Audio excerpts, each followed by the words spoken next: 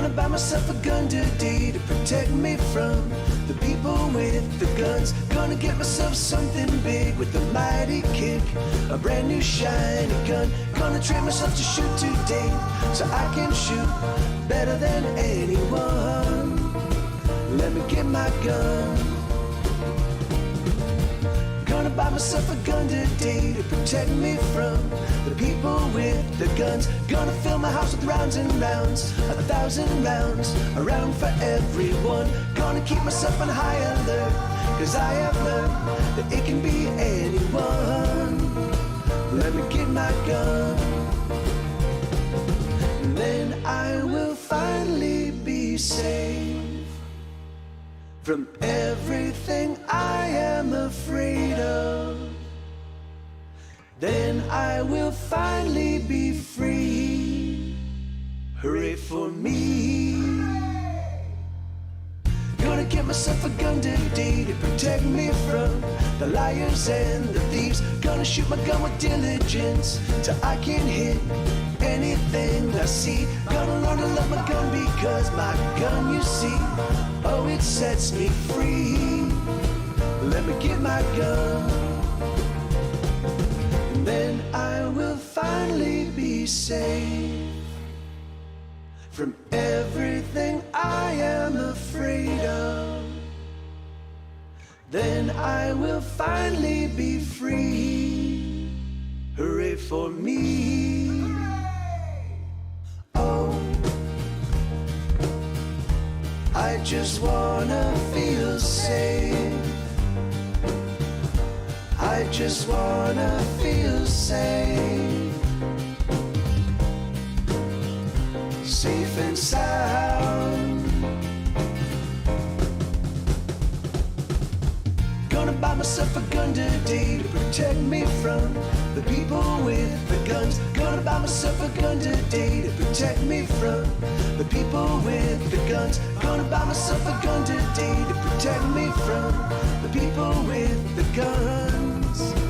Let me get my gun.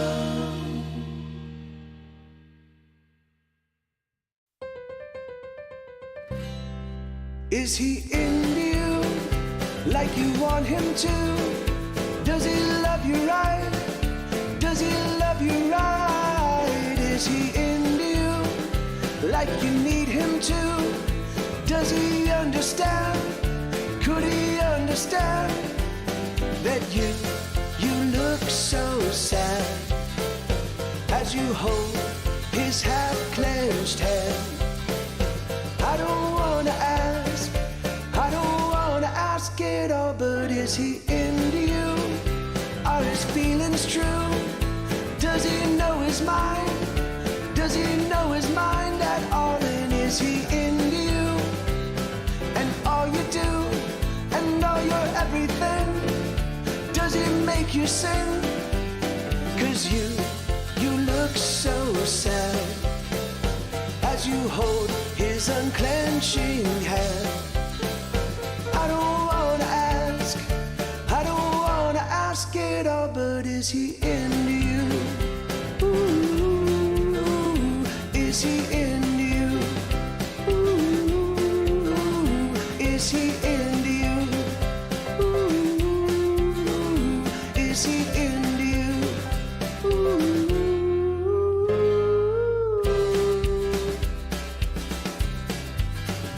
Is he into you? Is he true as blue? Does he make you smile like you used to smile? Is he into you? Does he follow through with his words of love? Does he do enough? 'Cause you look so sad as you hold his half-clenched hand. I don't wanna ask, I don't wanna ask it all, but is he into you like you want him to? Does he love you right? Does he love you right? Is he into you like you need him to? Does he understand? Could he understand that you look so sad as you hold his half-clenched hand. I don't wanna ask, I don't wanna ask it all, but is he into you? Ooh, is he into you? Ooh, is he into you? Ooh, is he into you?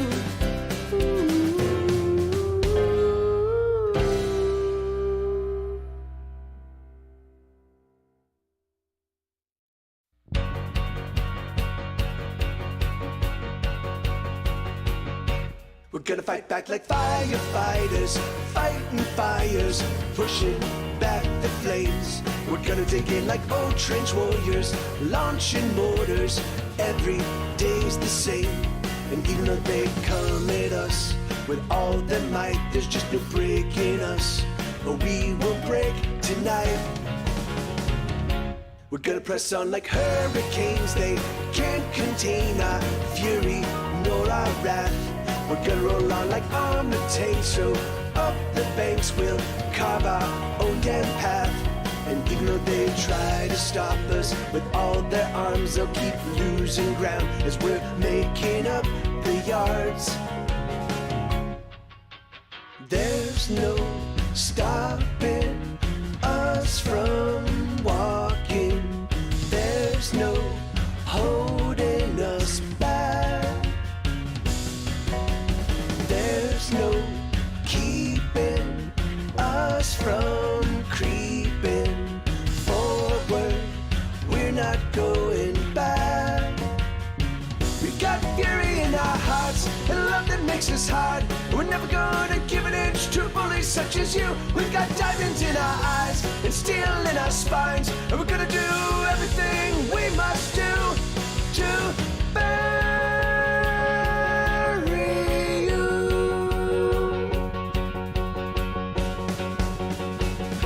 We're gonna roll in like clouds of thunder, thundering lightning, sleet and hail and rain. We're gonna crash in like vast tsunamis, crashing over, drowning everything. And even though they try to stop us with all their hearts are small and they break apart easily.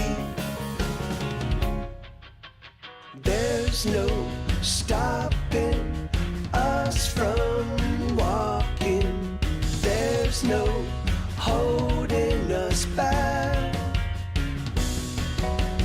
There's no keeping us from creeping forward.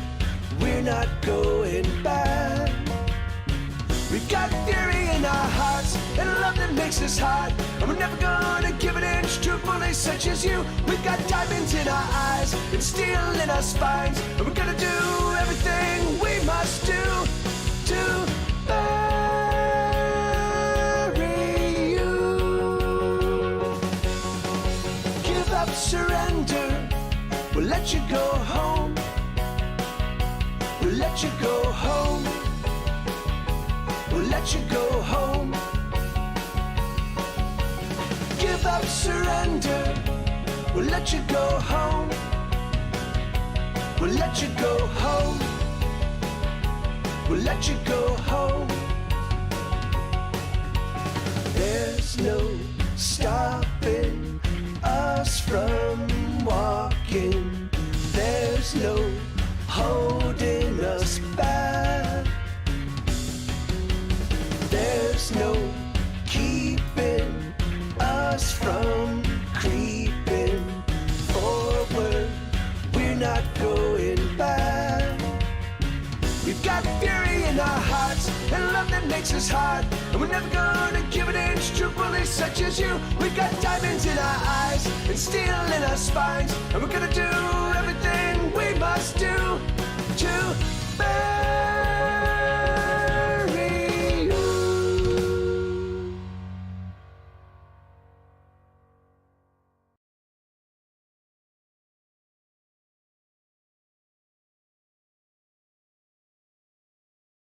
Hey, Paper Cat, how you doing, man? Good to see you, dude. So I'm, I've been in a kind of a weird little funk all day today. It's crazy. I've been, I'm working on this. Hey, Lord Curtis, how you doing, brother? Good to see you, man. I'm working on this square tie. Hey, Zach. Good. Hey, awesome. That's I don't, everybody else can just stay out. I got a great group. We'll just hang out. It'll be the guys. I'm happy to hear that, Paper Cat. I'm happy to hear that did the rest help you out? So I've been thinking about my I'm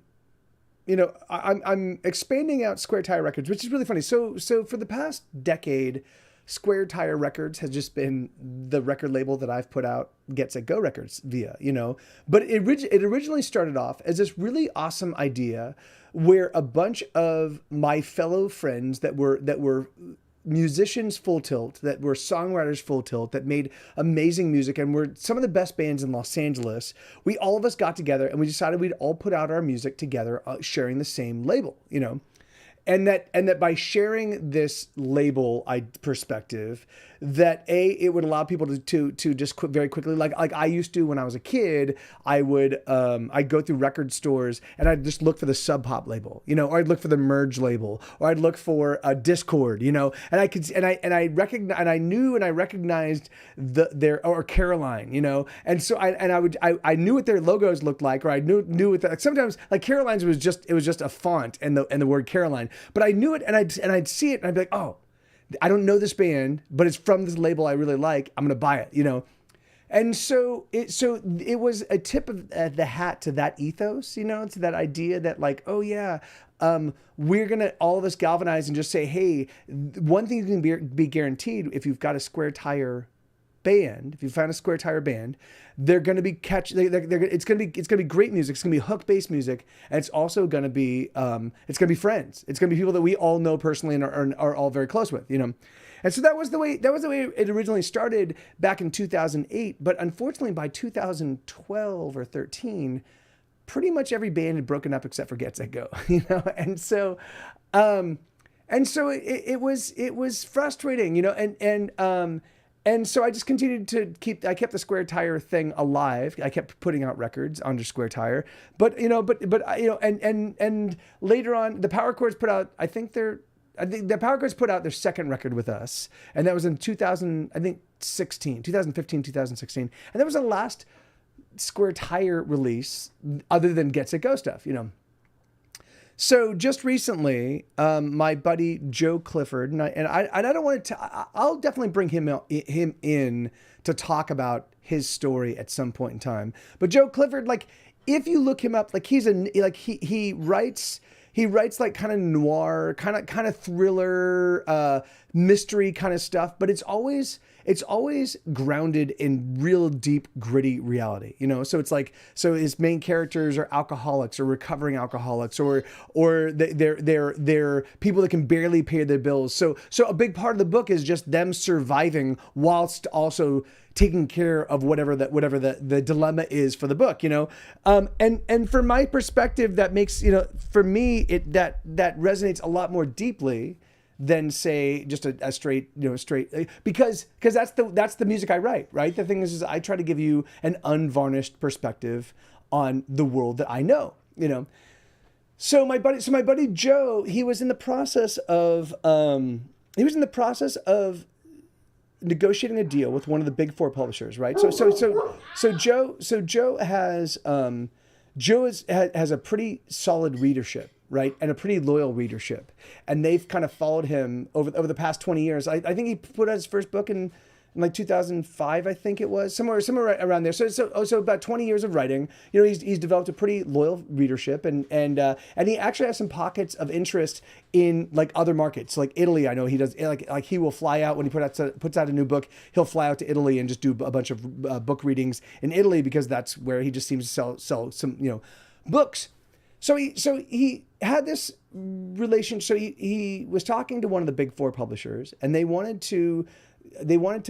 offering him a deal where they would just kind of take up whatever he was currently working on, and it was going to be a huge payday. And so what he did is he just put all of his other conversations with other publishers on hold while he was negotiating this deal with this one of the big four publishers. Now, the big four publishers, they kind of strung him along for 2 years before they decided to not pull the trigger. And so Joe found himself like we're normally, you know, because he like I and like most of my friends is pretty prolific, and he writes a lot, and he fucking so he normally writes like maybe 3, 4, 5 books a year, you know, and so and often he's finding small publishing deals, and and that's how he pays his bills, you know. He is a writer, he's a working writer. So anyway, so long story short, so you know, so this deal falls through, and he's like, motherfucker. So he just recently hopped back on Facebook, and I've been recently just doing some Facebook stuff. And so he and I reconnected, and we were talking, and he's like, Mike, you know, like I just went through this deal. You know, it was 2 years of negotiating, and then they didn't pull the trigger, and it just fucking, I was like, I will never go through this again. I will never subject myself to this kind of chaos again.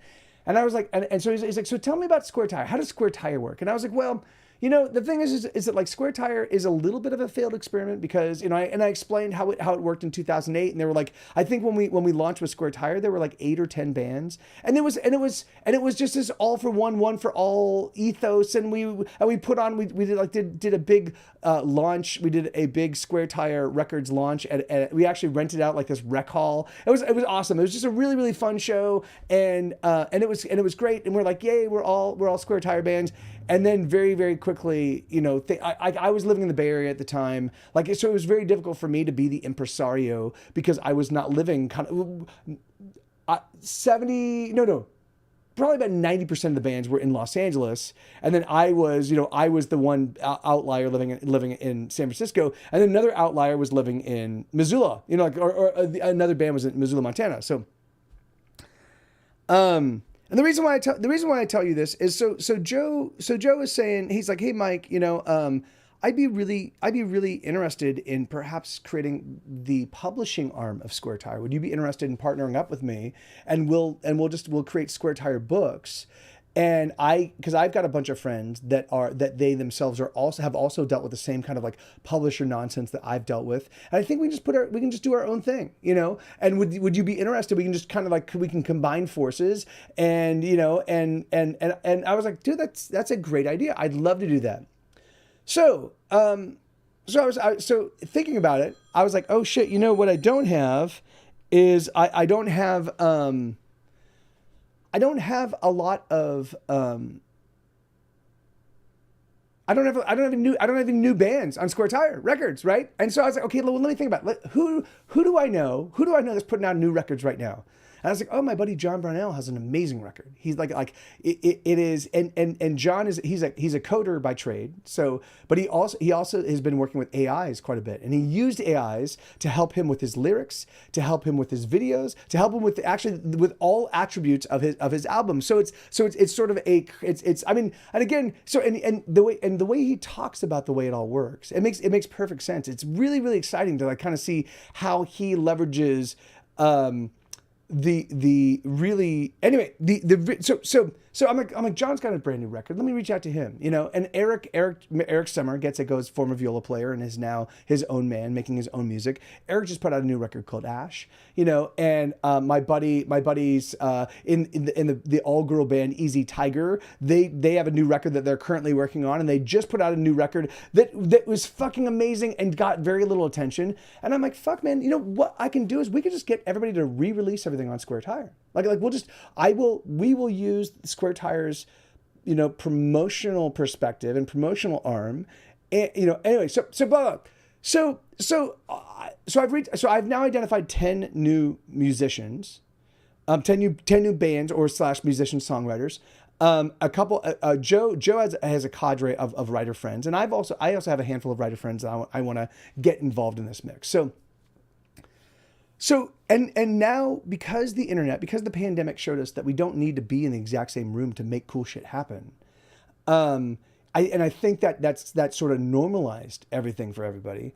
Yes, there is an Easy Tiger bar in Austin, Lloyd Curtis, but Easy Tiger. So the capital E, capital Z Tiger is the name of a band in Los Angeles that are friends of mine, fronted by Tina DeGeorge, and then there's Teresa Cowles, who's their bass player, and then Christy. I keep blanking on Christy's last name, but they're an all girl band, and they're fucking every single one of them is amazing.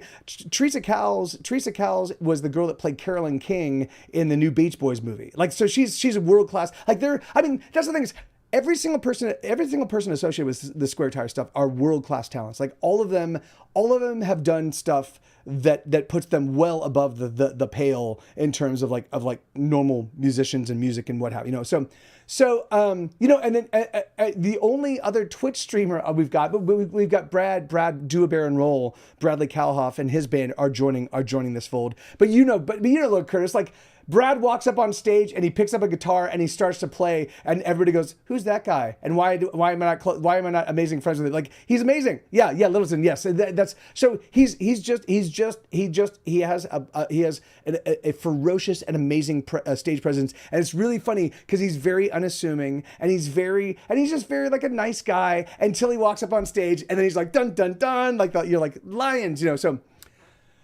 So this has got me. So here I am putting all this work into this new community that I think is going to fucking kick ass. Like we've got such a wide and powerful spread of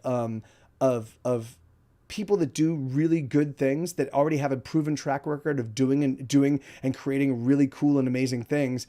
And all of us suffer for the most part from just a lack of promotional savvy that, say, a third class musician, but somebody that's really good at being like, "Hey, look at me," has, And I'd say there's a huge swath of people that are second and third tier talents that are first tier self promoters that go off to do amazing things. And unfortunately, that becomes the definition of the music of today, becomes the definition of the art of today, becomes the definition of the movies of today. I mean, so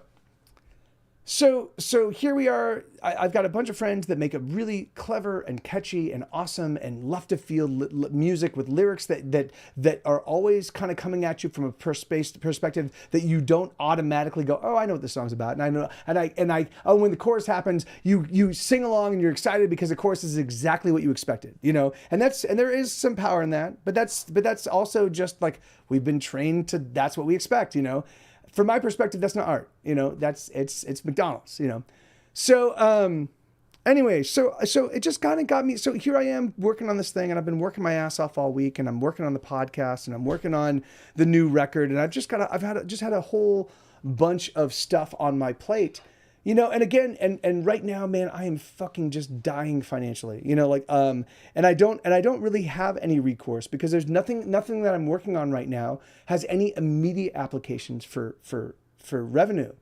And I don't want to like go off and seek out a publishing deal when I'm so close to doing something that will substantially increase the value of my publishing, my catalog, So here I am. So I just find myself, I'm rushing headlong. I'm playing chicken with fate, and, but at the same time, it's just been, it's so fucking cool to like have these people to talk about what I want to do with Square Tire and have everybody involved be like, "That is a fucking great idea, man. Why are we not doing this?" And I'm like, "Yes, that's what I'm saying." So there's all of this exciting, really, really cool stuff. I know, sweetheart. Yes, I know. Unfortunately, this stream is not about Lil Mutt and her birthday. Although we can make a stream about that if you want, sweetheart. This is, because so much is going to be changing with this stream and with what I do and how I make myself available to people. I don't want people to turn around and be like, "What happened to Mike?" And what's going on? The thing is that like, because I put a fuck ton of sweat equity into this place, into this stream, and into you guys being here right now, and you have, and I've gotten a lot out of it, right? The thing is that I have hundreds of songs that when I started in 2015, in October of 2015, I did not even know were going to be written, So, and that's 100% attributable to you and to the stream and to this community. That's awesome, But anyway, so let me. So I was just kind of waxing poetic about. I was just kind of thinking about like how crazy it is that here I am, a professional musician that makes a living and has made a living exclusively off of his music. For the past 20 years, certainly over the past 20 years, I've had to take a couple part-time jobs. I've had to work at the Art Center in Pasadena. for maybe 6 or 7 times for like little 2 and 3 month stints during the aughts. When I moved to Austin, I worked at Thundercloud subs. I made sandwiches at Thundercloud between 2016 and 2017 until about July of 2017. But other than that, those 20 years have been 100% paid for by my music. And that's just fucking mind-boggling to me because, like, when I think about when I first started making music, I was just I was such an amateur, you know? I was a fucking amateur. I was beyond amateur. When our very first show that we played in front of like an actual the very first show we played at like a legitimate nightclub with a legitimate crowd, I don't think I played a single song all the way through without fucking up and without also like stopping and restarting or saying, "Oh, I'm so sorry," or just stopping playing completely and just singing. I was a train wreck of a performer, you know. So yeah, so it's just crazy to think that like that despite all of my, you know, if you had seen me back then, you would have been, there's no fucking way that this guy is going to ever do anything, you know? And so it's just mind-boggling to me to think that, like, you know, so that we get our first record deal, and then we get some licenses on Jack and Bobby, and then we get some licenses on Grey's Anatomy, and then we get some licenses on Weeds, and then we get some licenses on commercials, and then we get some licenses, like, you know, and suddenly I've got the first major round of my career, and we're touring the country, and we're doing regional tours, and we're doing national tours, and we're getting voted top 25 most crushworthy bands on AllMusic, and we are getting huge features on Pop Matters, and like, you know, and it's just and we're getting written at by MSNBC, and we're getting local paper press, and like, and it feels like, oh my God, we're about to make it, we're gonna do it, we're gonna kick ass, and then it just kind of all falls apart, you know, for a little while until I managed to cobble something together. So but so in 1996, you know, we were a band. We played all the time. We practiced all the time. I could still barely play the guitar. And you'll see, because I'm about to play a song that I wrote back in 1996, specifically for, we wrote this song for a program called Demo Listen.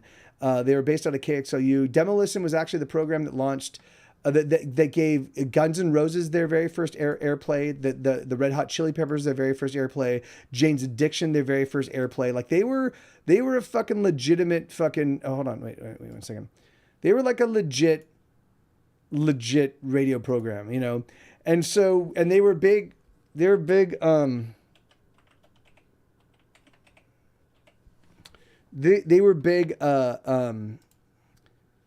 Star Wars fans, and my bandmates knew that, and they're like, Mike, there are these DJs, and they love Star Wars, and if we wrote a Star Wars song, I'm certain that they would play it. So I was like, okay, well then, fuck it, let's write a song. Let's write a Star Wars song. So hold on, let me turn this off. I'm not gonna have this thing up right for today. I apologize, but so I was thinking about Star Wars, and I was like, what's the and again, this is before the movies of, you know, this is before the new movies. This is before, like, the only things that have been out were some novels and the role playing game and X-Wing the game, you know, and that was it. So I was thinking about Star Wars, and I was thinking about my love of Star Wars and what I thought was the biggest fucking travesty, and so I wrote about it. And so this song's called Boba Fett. And IG-88 is great, and Greedo is a pro, but no one can compare to Boba Fett as bounty hunters go. Everybody knows that the best in the galaxy is Boba Fett. Bib Fortuna is a creep, and Jabba is a Hutt. They agree there's no one better than Boba Fett as bounty hunters go. Everybody knows that the best in the galaxy is Boba Fett. Jump to Let's Be in Slave One, he's got Solo on the run, cause no one can escape from Boba Fett. He's got a jetpack on his back, it's a suit from Mandalore, no one gets the best of Boba Fett. Boba Fett, Boba Fett, Boba Fett, he's in the Sarlacc pit.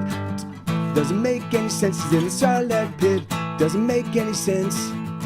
He's got rockets on his wrist and a blaster at his side. No one gets the best of Boba Fett. He's got a jetpack on his back. It's a super Mandalore. How did we lose our Boba Fett? Boba Fett, Boba Fett, Boba Fett. He's in the Sarlacc pit. Doesn't make any sense. He's in the Sarlacc pit. I know the book said he escaped from the desert, but I can't believe it until I see it in a movie. I need another movie.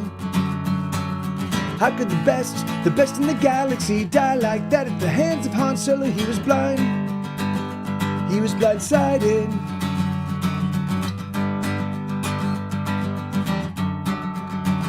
He was blindsided.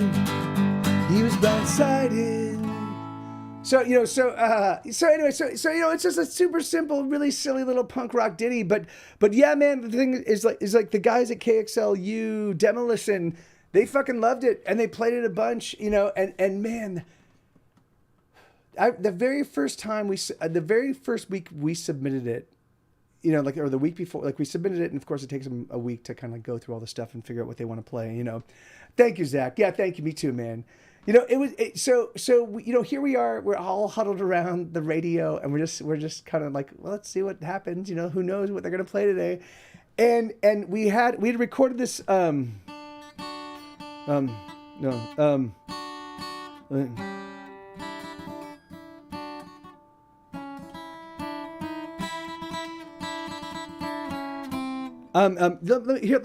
I'll play it for you. So it was crazy because this is what we heard, over the radio, and we're like, what the, oh my, yeah. So hold on here. So this is the song. This is not the actual version that they played. We ended up re-recording this, and I don't think we actually have the actual original version of it, alas, which is really heartbreaking. But even so, this is a little bit better version. So, is this it? No, this is not it. Hold on. That's it. So, does it even exist? It may not even exist. Oh, hold on. Maybe this is it. No. Hold on. It may not even exist. I think I might have it on my other laptop. But it was just like weird. I discovered that by droning. I discovered. Let me see if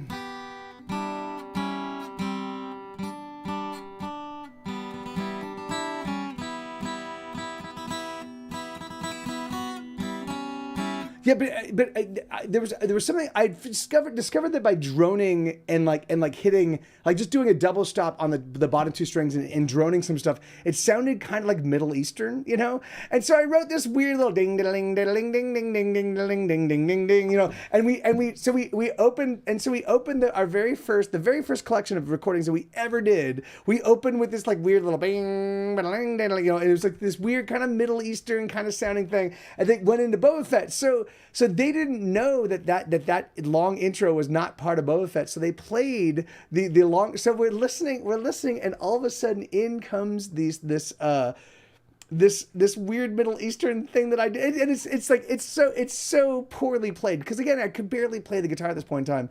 So it was just so poorly played, and but that was a great thing about that was the awesome thing about all of the early Vermicious K recordings. We had so much fun making them. And they were definitely done with so much love and so much just excitement. And again, if you grew up in the 80s and the early 90s, listening to fucking punk rock, like there was very little that your ears could not endure, right? Like you could just be like, and that'd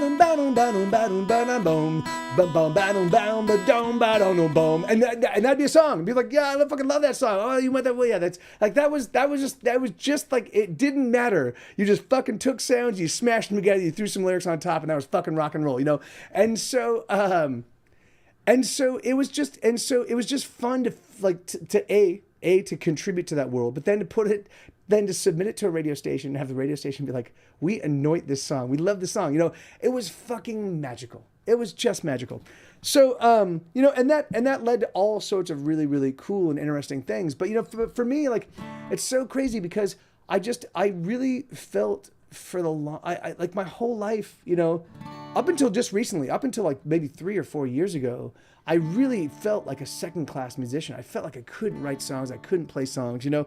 And it's so crazy because I actually wrote some really, really interesting and some cool songs. This is one. This is called "All the Astronauts Are Dying."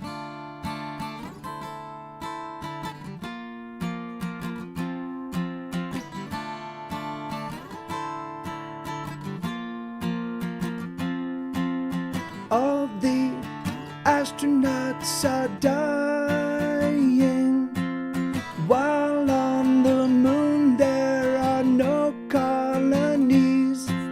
A footprint on the moon will be there forever. A footprint on the moon will outlast me.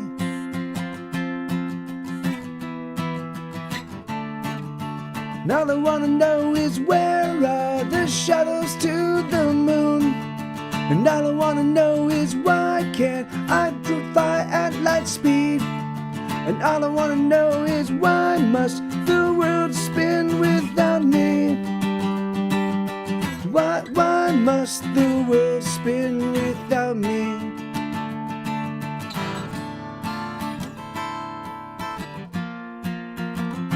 So it's not like, it's not an amazing song. It's not the best, like, but it definitely intimated, it definitely hinted that like maybe I might, if I just kept writing, you know, like lyrically it's interesting, and it is lyrically it is a powerful, you know, powerful message from my perspective, like because that song is all about. On one hand, it's about time. It's about the passage of time. About how like we used to have astronauts when I was a kid. Like the astronauts were flying to the fucking moon. You know, people were like, and it was a big deal, and it was an important thing for for the United States, much less the rest of the world, to know. Hey, Boone, how you doing, man? To know that we had people, yeah, and that's so great. To know that we had people, you know, traveling outside of our planet, you know. And yes, there is the International Space Station, and yes, that's still happening, but it's sort of become de rigueur, you know. It's become like yeah, there's some people in space, and they're just in orbit, you know. Like it's lost a little bit of the allure and a little bit of the magic. At least for me in my 50 years of age, you know. So,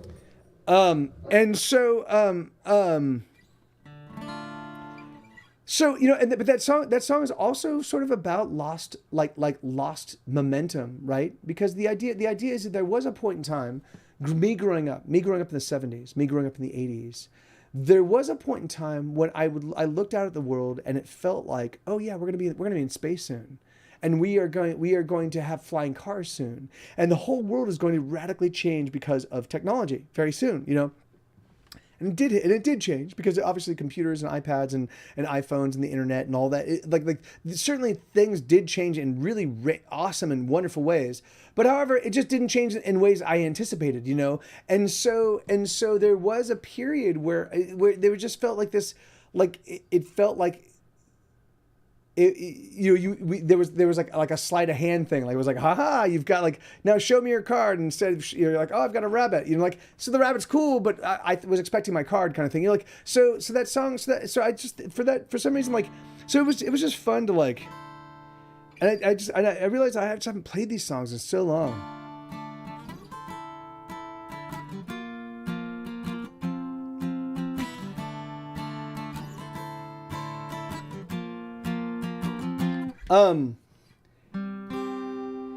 Now when I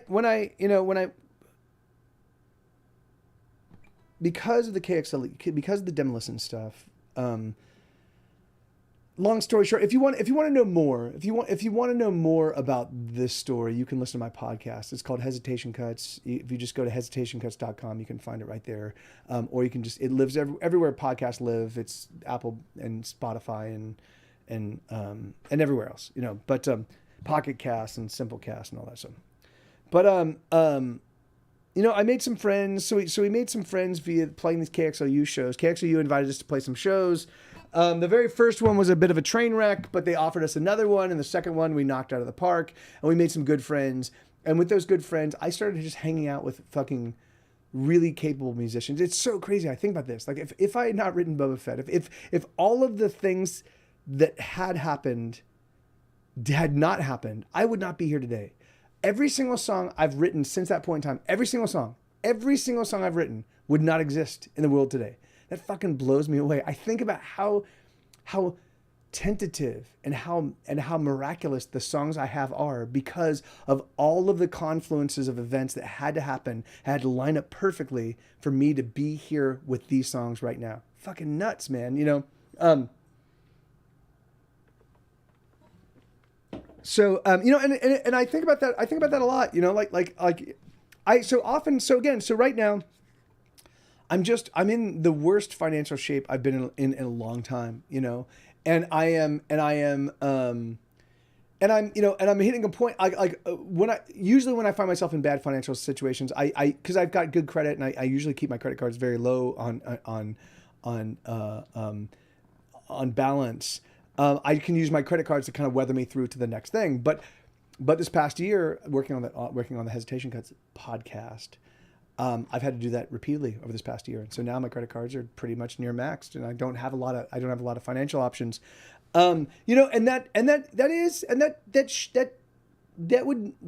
scary. It is scary, but it's not as scary as it would have been 15 years ago or 20 years ago. Because the thing is that for me, first off, I give no fucks about money, and I really don't give fucks. I buy into this idea of our society because I'm a good person, and I do agree that we all as human beings have agreed that this is the way our thing works. But it's not a healthy system, and it's not a healthy setup. And the thing is that, and certainly there are people that are tilting and jolting and fucking with the system for their own benefit over and over and over again. And I see that. And it's obvious that they're doing it. And so I'm like, okay, so I don't have to be as vested in this fucked up system as I think I used to feel like I had to. You know, the thing is like, you know, and if there are consequences, there are consequences. But the thing is like, but I am, you know, what I do is more important than all this bullshit, you know. And the music I make is more important, and that's awesome, you know. It's like, you know, like the thing is that like, you know, I chose to make this music, but the music also kind of chose me, you know. And so it's a collaboration, and you know. All right, somebody, let me play. So I was just, you know, so this is another song I wrote back in that period. So this is one that we never recorded because it stole, without any intention, even though which is crazy because I did listen to Green Day back then, even though I preferred Mr. T Experience. I still did like Green Day. This riff is very much, I think it's their song Strangers in Paradise. It's the exact same riff, and you can't copyright a riff, so we could have recorded it, but I just never did. I felt like, well, there's so much music out there, I don't need it. But this is a fun song.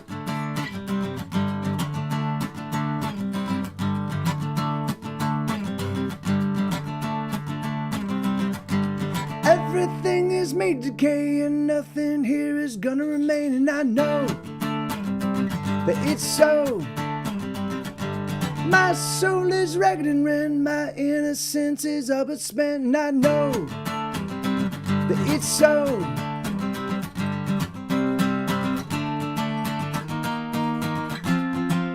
God is my co-pilot, but the devil is my navigator, and God is my stairway, but the devil is my elevator. If man is 5 and the devil is 6, and God will if he is 7, then I must climb up through the devil to make my way to heaven, heaven, heaven.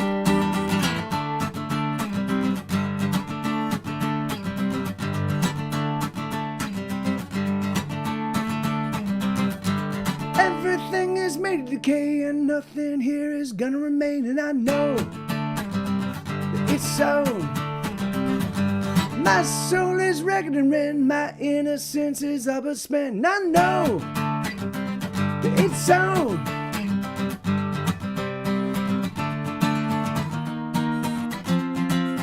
God is my co-pilot, but the devil is my navigator, and God is my stairway, but the devil is my elevator. If man is 5 and the devil is 6, and God, well, if he is 7, then I must climb up through the devil to make my way to heaven, heaven, heaven.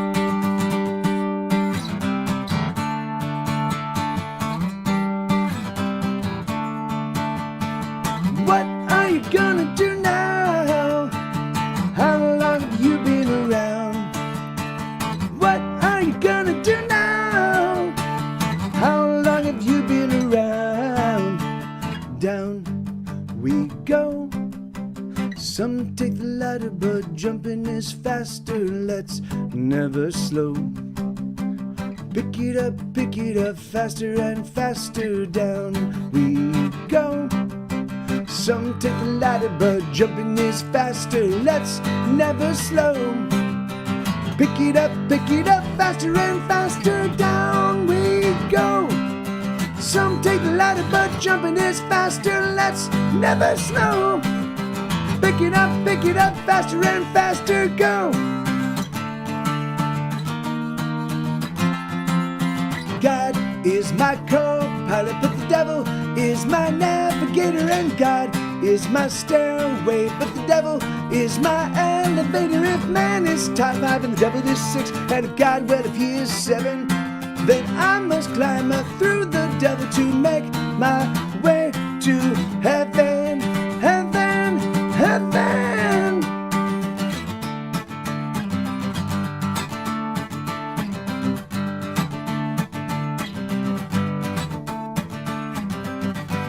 Everything is made to decay, and nothing here is gonna remain, and I know that it's so. Yeah, I really miss the old emos, Boone. Like, it's so funny. Emos was one of the few places that I had a real intense emotional connection with before moving to Austin, you know, because we had played there, and Arlo had played there, and a bunch of my other friends' bands had played there, and so it was like, and I had been to Austin maybe 4 or 5 times before I moved here, and emos, you know, the old location when it was right on 6th, or right off of 6th, but it was right there, you know, it kind of had a Mr. T's vibe. Like, it was just a small, cool, fucking little punk rock. It was kind of like a little bit bigger Beerland, you know? And anyway, it's sad, you know? Back in I think we played there with Arlo. I think we played there with Arlo in 2002. I think. Yeah.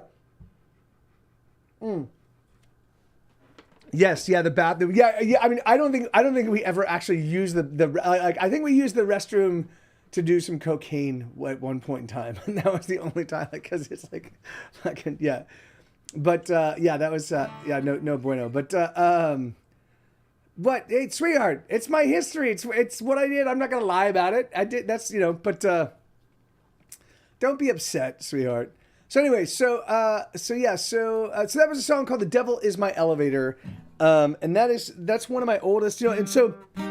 In fact, and so that song and this song, it's really funny. There are just a small smattering of songs that I can play from that period. Let me see. I think it was like 2000. I think it was like 2001, Boone. I think it was like 2000 or 2002. It was before I think I was with Arlo. I think it was 2002. Boone. Yeah, I think it was. Yeah. I think we were with Arlo. But I don't know if I don't remember if it was a regional thing, or if it was a national tour. Maybe it was 2003. I don't know, but yeah, but look for, I think Arlo headlined Boone. So if they have the shows archived, you can look for Arlo right around that time. All right.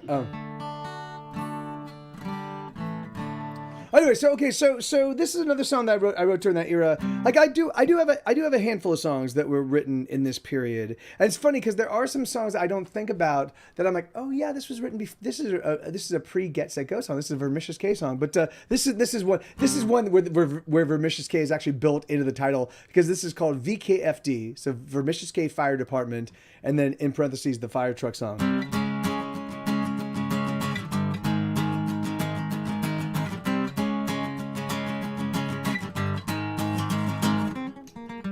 Let's divide the end conclusion, rearrange the last solution, make the ends meet the means. Do you assume the devil's daughter drinks only bottled water? Well, I'll buy her a glass just the same.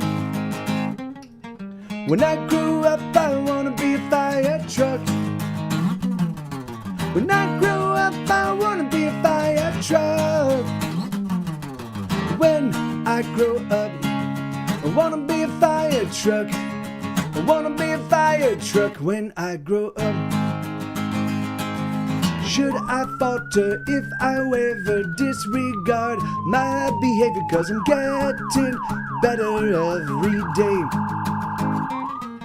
If Jesus shows his face again, will he vote Republican? Well, I hope he votes for me, the fire truck. When I grew up, I wanna be a fire truck. When I grow up, I wanna be a fire truck. When I grow up, I wanna be a fire truck. I wanna be a fire truck when I grow up.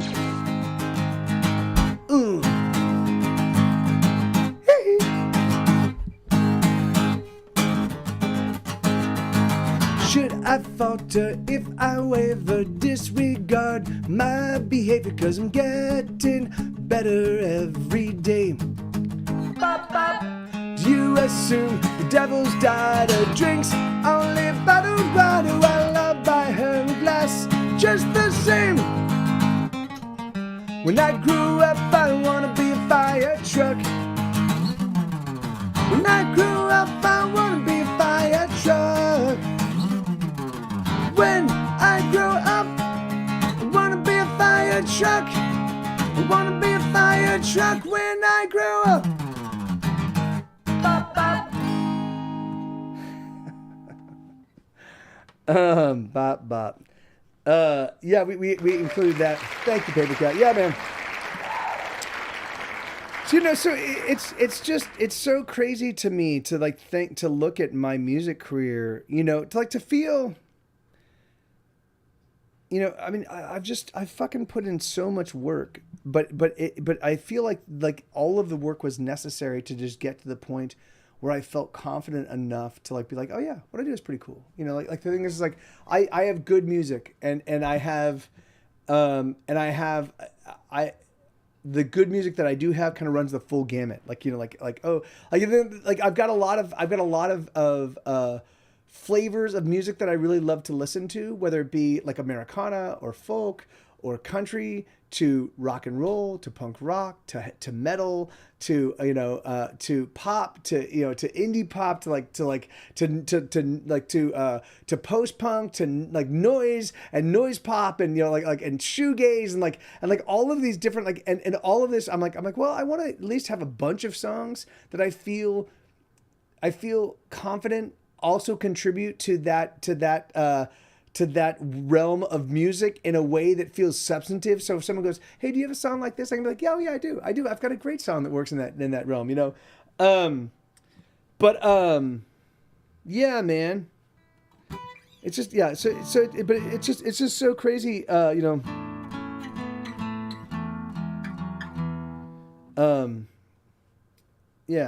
it's just, anyway, it's just nutty. This was a really big song for me.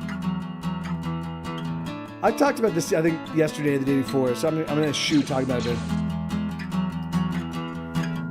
She bled on the mattress that first night in my studio. I panicked, but she said, baby, don't you know? The blood is much thicker than water. I'm not about it, don't think you got her. 3 weeks weeks later, she moved into my studio. All she brought was a stereo, a broken stereo, and a picture of me that she put at her bedside. I'm a lecher, she's a cheater. I let her cut me, she likes to let me beat her. I'm a fucker, she's a screamer. I may be tougher, but she's definitely meaner. With all of our love, with all of the spite, we go to the mattress. With all of our love, with all of the spite, we go to the mattress. As I slept, she burned me so it broke her collarbone. She ran to the neighbors, but he wasn't home. So she hitched to the clinic, but they wouldn't accept her. So she called me to get her. Love, she said, is a force that draws me to you. I said, sugar, I want to believe that's true. She said, lover, you can trust me forever, cause we're just getting better. I love you, Jared, thank you, Brett. Well, that's sure, she's a screamer. I let her touch me, she likes to let me heat her. I'm a fucker, she's a screamer. I may be tougher, but she's definitely meaner. With all of our love, with all of the spite, we go to the mattress. With all of our love, with all of the spite, we go to the mattress. Sheesh, there we go. Thank you so much, Jared. Thank you, dude. Man, we'll talk about this in just a second. But thank you, man. 1,000 times. How you doing, brother? I never knew she could be so cruel. I never knew she could seem so beautiful to me. I never meant to hurt her at all. Push came to shove and she was falling down. I'm a lecher, she's a cheater. I let her cut me, she likes to let me beat her. I'm a fucker, she's a screamer. I may be tougher, but she's definitely meaner.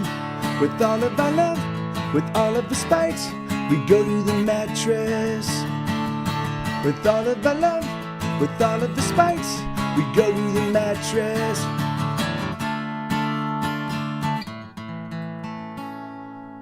Hey, Jared, dude, man, thank you, man. So yeah, so you know, it's crazy, you know. I realize that since I've been here in Austin, you know, there have been a small cadre of friends, you know, and they are it's not, you know, like they have moved beyond the realm of acquaintances and fans into the realm of like legitimate, like earnest and honest friends, you know.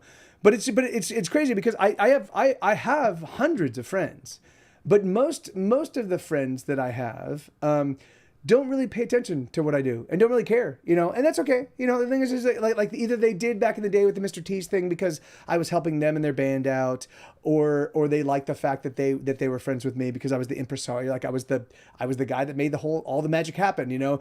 And so, and again, I don't want to suggest that they were mercenaries in any way, shape, or form. They were my friends, and they were. I love them with all my heart, and they were definitely friends. But I also see that like there was a luster. There was an excitement to being my friend as opposed to now, from a certain perspective, which is most people's perspective. I'm pretty much a failed musician, right? Like my time it came, and now, you know, and now I'm just kind of treading water, and who knows, you know, which is absurd because the thing is that like, yes, my music is not being heard by tens of millions of people on hit TV shows right now, but also I haven't submitted my music to film and TV for 12 years, you know, or for 10 years.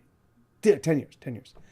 But you know, but I do. But the thing is that like, but I just have this. I have friends here, here in Texas and abroad that kind of hang out in the stream often. They have been have like literally swooped in at points in my life when I've just been at the most difficult financially, but also the most difficult, like just from an emotional perspective. Like I've been like, you know, like Boone and Matt showing up. I was just losing my shit. It was after my dad had died, and I was just in a fucking emotional train wreck, you know.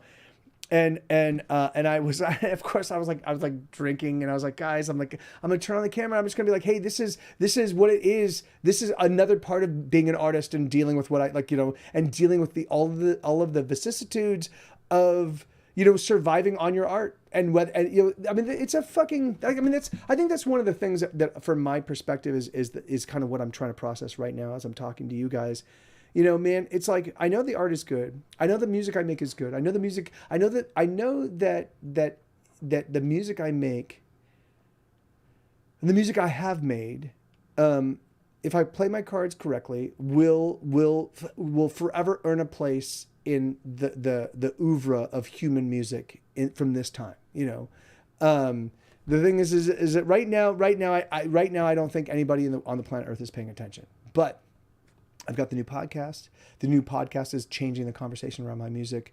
I've got the new Square Tire Records things happening. I've got so much music. Like at some point in time, any one of these things will flip a switch on somebody that's paying it. Somebody that is the inroad into the collective unconsciousness of people that appreciate music, right? So whether that is a review, or whether that is a DJ, or whether that is somebody with a bigger, more significant megaphone than I have, or maybe not. Maybe I have to do it from the ground floor, which is what we're doing now with the Square Tire stuff. But the thing is like I'll never stop fighting. I'll never walk away from doing what I do. But it's still it does get fucking exhausting. Like I've been doing this for 25 years in earnest, full tilt, just fucking put and I have to constantly change my, so what I started with Mr. T's, first off, I started a band and we made music and we're like, we're great. What the fuck do we do now? What the fuck do we do? And so we're like, we don't know. So we were trying to get shows at venues, hey, we sent people our cassette. Here you go. Here's our band. Like, can we play there? And of course, crickets chirp. We got nary a response. So then my bandmates are they were dialed into all things cool rock and roll, and they were aware of Demolisten, and they're like, Mike, there's this program called Demolisten, check it out. They like Star Wars. And so I guess it's safe to say the magic of making no, for me, no, God no. It is way more electric and fiery and magical now, Amanita, than it was back in the day when I first fell in love with it. Like that's the great thing. I am a professional at shepherding and insulating my love of making music in particular. That's why I don't work as earnestly on the business side as I do on the music side, because the business side for me, if I spent 60% of my time working on the business side and 40% of my time working on the music side, that would mean that slowly but surely the business side would poison my love of the music. So instead I do 80 or 90% love of the making of the music, and then I do 10% business, And so of course that's gonna throttle my growth and throttle my revenue and throttle everything, because fuck it. Like, it's like, but even so, that is why I can still get up each morning now, having been making music professionally for 20 years and having been making music in earnest for 25 or 26 years. Actually, really truthfully, if you add my high school years, it's over a 30-year career.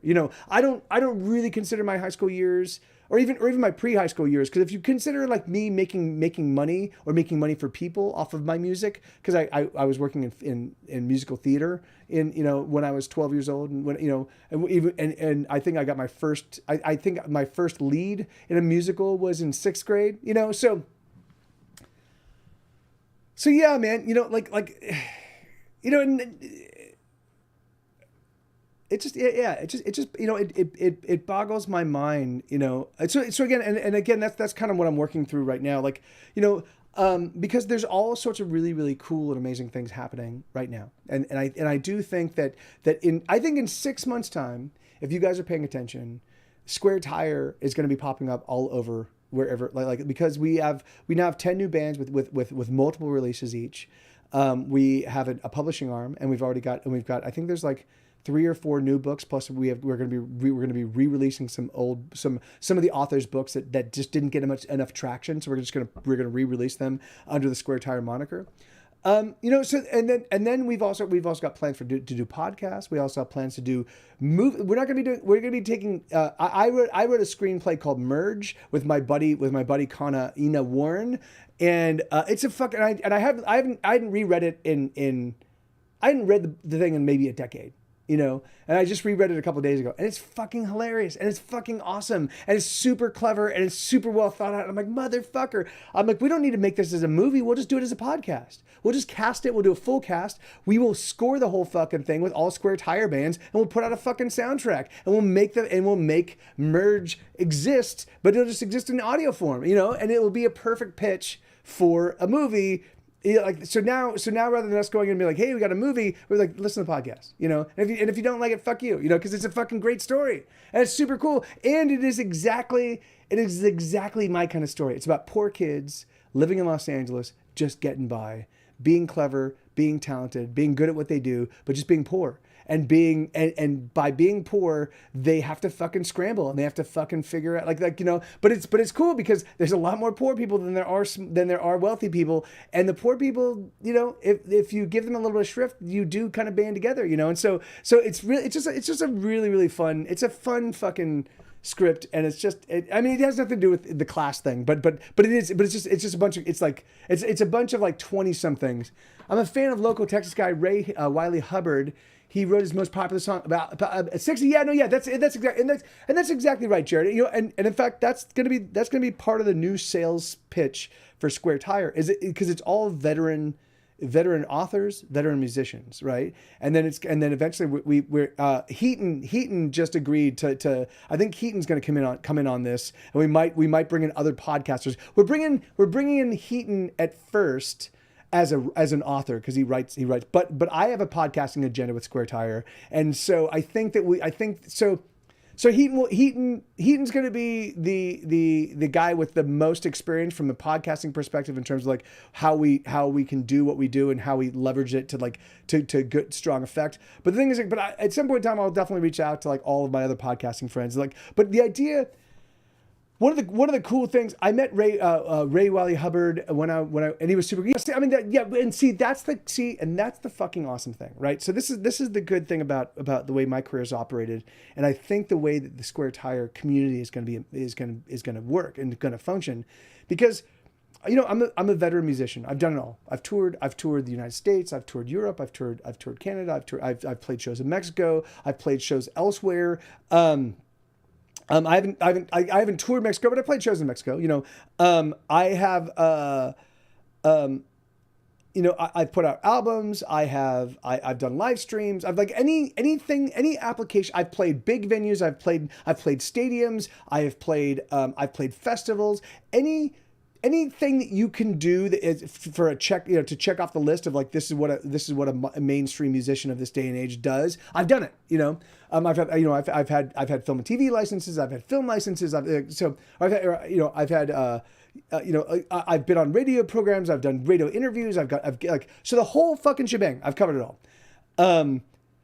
That have for to a greater or lesser degree have all the people that are involved with Square Tire. We're all vets. We're all good at what we do, and we all keep doing it despite the fact that we don't have. And yes, no, and you're totally right, Boone. We need a robot band. You're totally right. We need if Square Tire could include a band comprised 100% of robots, then it'd just be world domination. No, but the idea is that we're not going to be focused on. We're not even going to be focused on intense success. The idea is it's going to be, we're going to find a bunch of like minds, people that like good shit, people that like good story and good songs and catchy hooks, and then we're just going to be like, hey, this is this little world this is our little microcosm. This is where we take care of each other. We all have a good time. We are going to put on shows. We're going to do live shows. We're going to do live streaming stuff. We're going to hang out. This is, if you want to be a part of this little world of awesome, come here, And it's going to be mostly about, because all the people that I brought in are hard workers and they all generate stuff. It's going to mostly be about the stuff that we do, because a lot of us do, Eric's put out 3 records in the past 3 years, and Mike Schnee, I think, has got like 10 or 15 albums, and Sebastian, I think, is like 6 or 7 records, I think Easy Tiger, Tina from Easy Tiger sat down over like a 2-week period and wrote like 25 songs or 21 songs or something like that. Like, so they're just prolific. So they've been doing it a long time. All of their stuff has been vetted in front of live audiences, but they also have skill sets that also add to all of this. So Mike Schnee makes really amazing DIY movie like videos and stuff like that. He's been doing really clever and fun and videos for like 15, 20 years. So his stuff is just, even though it feels very DIY, it has a patina of polish that you only get by having done it over and over and over again for decades, John Brownell, he's been doing a lot of AI stuff, video stuff, and it's fucking magical. And he's been incorporating AI into his entire production process, and so that's going to be really exciting to just kind of explore that and talk about that and see how that works and see and it goes on and on and on. Everybody is multidisciplinary, and the disciplines that they do operate in, they excel at all of them, so it's just super exciting right now. So let me get back, let me play some more music, but so I'm gonna driving home, no worries, Jared. Yeah, but thank you. So thank you so much, man. So it's really funny, man. So I feel like it's unfair, that my life has been effectively subsidized by a small handful of friends that are actively paying attention to the stuff that I've been doing lately. But the thing is, at the same time, like I know who they are, and they know, and they they will always be my because it's not built. Our friendship is not built on the things that we're doing. It's like that was I think the unfortunate thing is, for me, most of my musician friendships in Los Angeles were built on Mr. T's. So when Mr. T's went away, we lost the thing that was our defining common, conversation piece, and so we're still friends, but we just aren't friends in the same way, and the same thing with all the things that I've done in my life. But I do have friends that they're friends, and they've been here for me for since I got to Austin and started doing this live streaming thing, and they've just been, and so at some point in time I will be able to give back. At some point in time, I will, I'll play their weddings, or I'll play their their graduations, or I'll play their parties, or the thing is, that's the thing is that because it's friends, it's always friends, and so, but even so, it does rankle, because for me, that now that I've got Isabella here, now that I've got 2 dogs, now I'm done living as a second class participant in the American system. No, I'm like, fuck that, man. I want to be able to buy a car. I want to be able to have health insurance and buy a house and buy a car without having to worry about it. So that's the goal, and that's what we're trying to do with Square Tires. We're just trying to plus everybody's awesome right now, So let's do, So I'll take requests. Let me turn the request. Oh, the request bot is on. I'll take requests. If you guys don't have any requests, then I'll just play whatever strikes my fancy. But I'm just gonna kind of go and.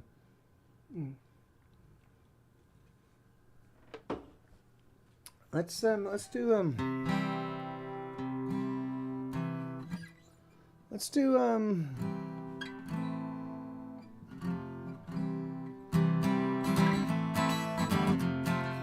I think that's Burninator. Let's do Burninator. Burninator. Yeah, so I'm sorry, I didn't put together a set list. I'm just kind of I just came on. I was in a really weird mood today, and I was like, I'm just gonna go on and just kind of ramble.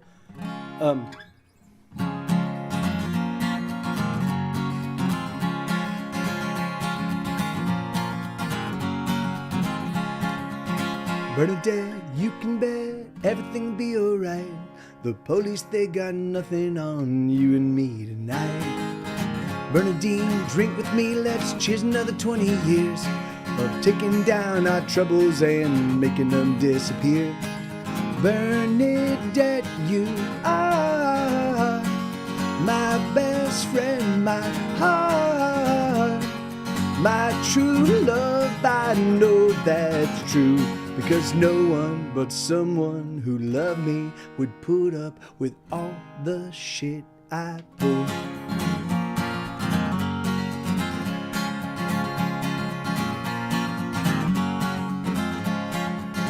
Bernadita, maybe later you and I can drive through the mountains in your monster truck to our favorite Clinton dive. Bernadette, you can bet it's gonna be okay. No matter what the world throws at us, we're gonna sweep it all away. Bernadette, you are my best friend, my heart, my true love. I know that's true, because no one but someone who loved me would put up with all the shit I pull.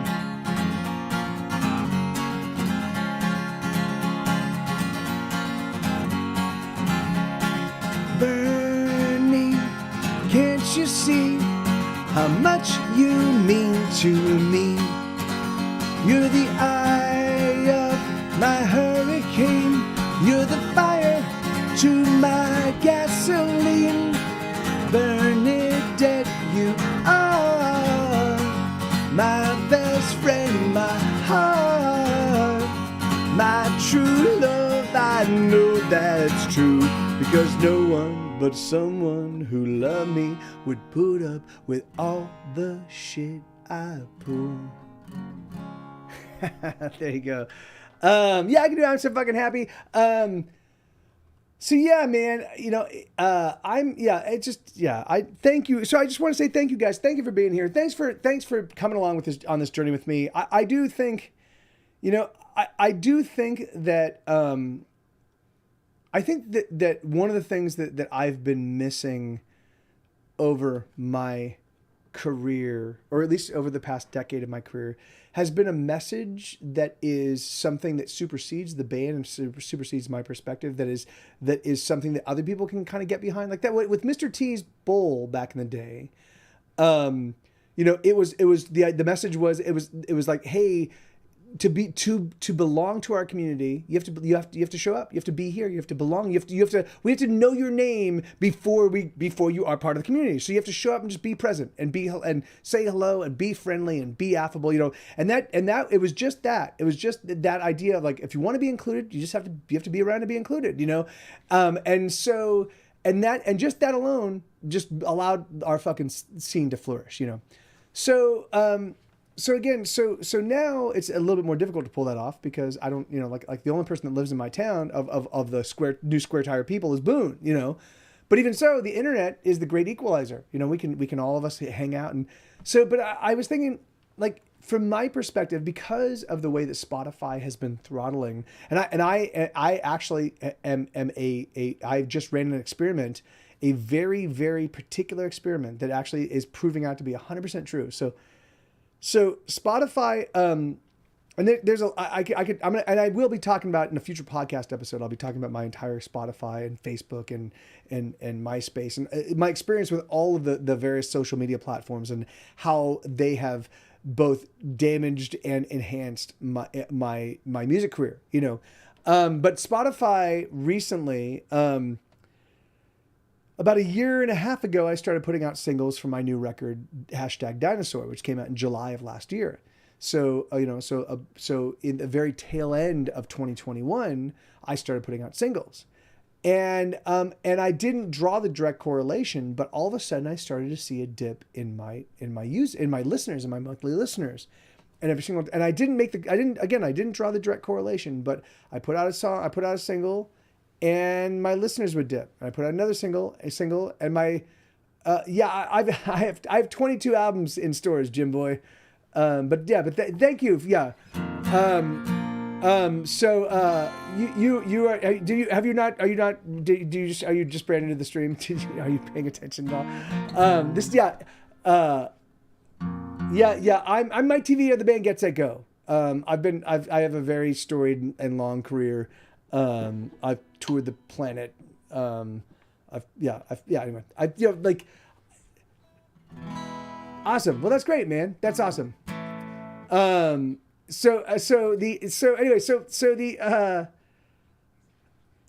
what was I talking about? Shit, I totally lost my train of thought. So, okay, so the idea of fuck, what was I talking about? I was talking about the records. I was talking about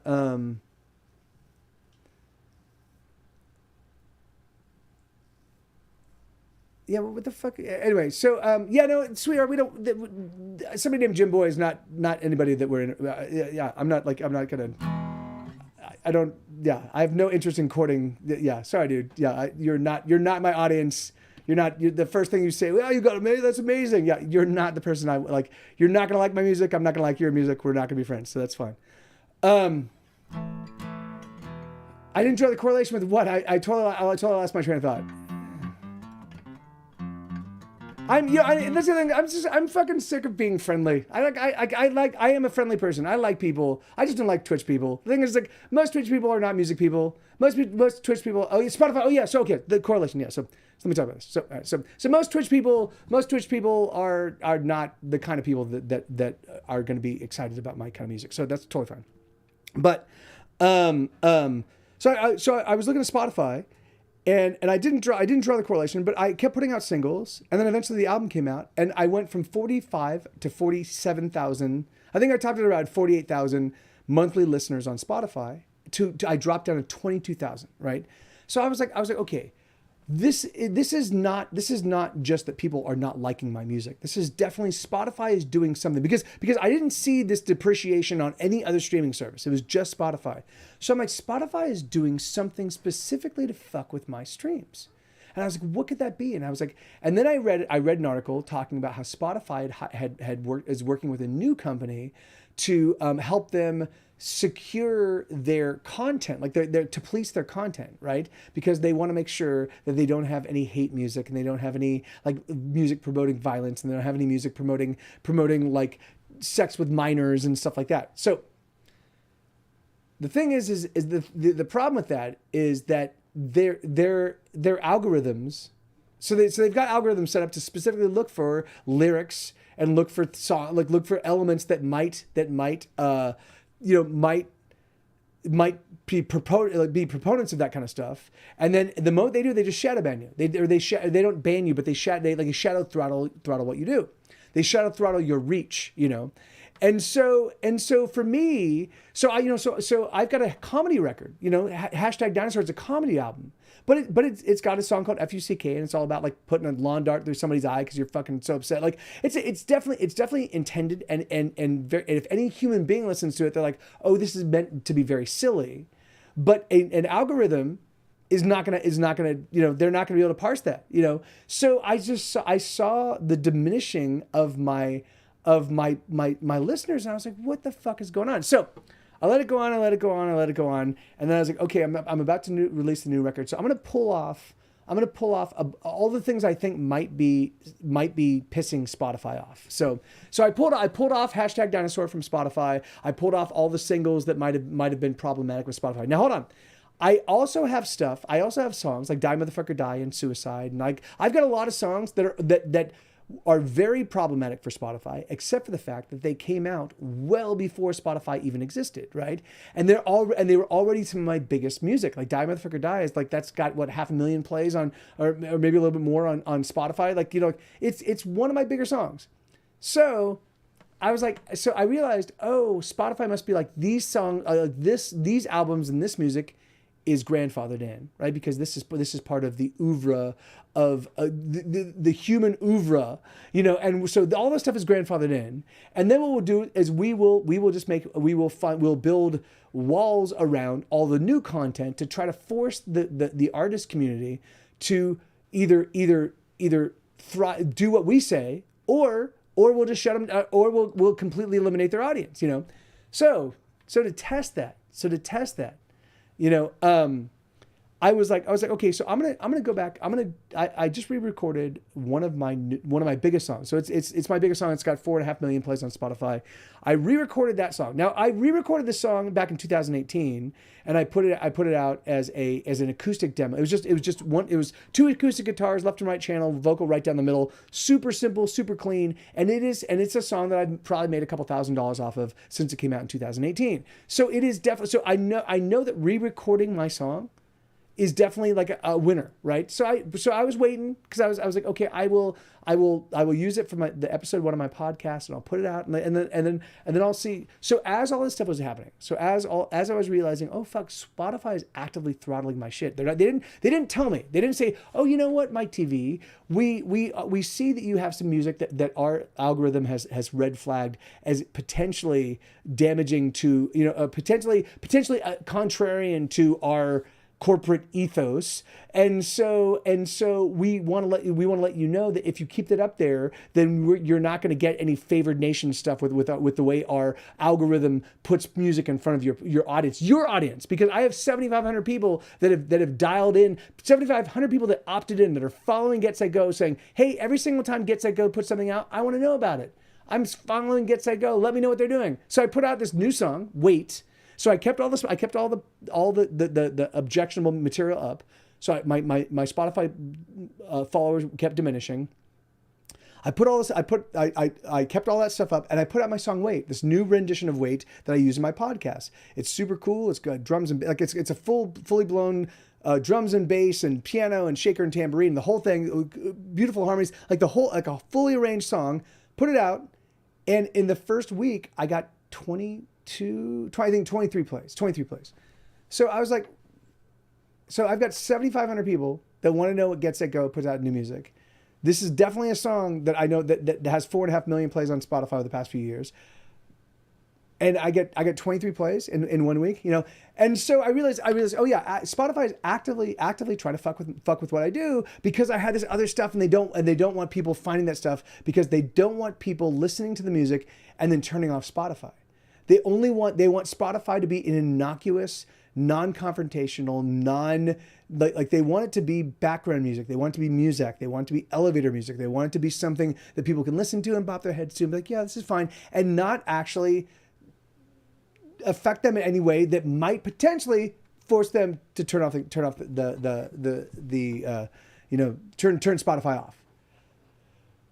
So anyway, so after experiencing that, I was like, okay, yeah, no, of course, and yeah, and it's not just it's everybody, right? So, but I was like, okay, well, that's great, that's our message, so that's our messaging, right?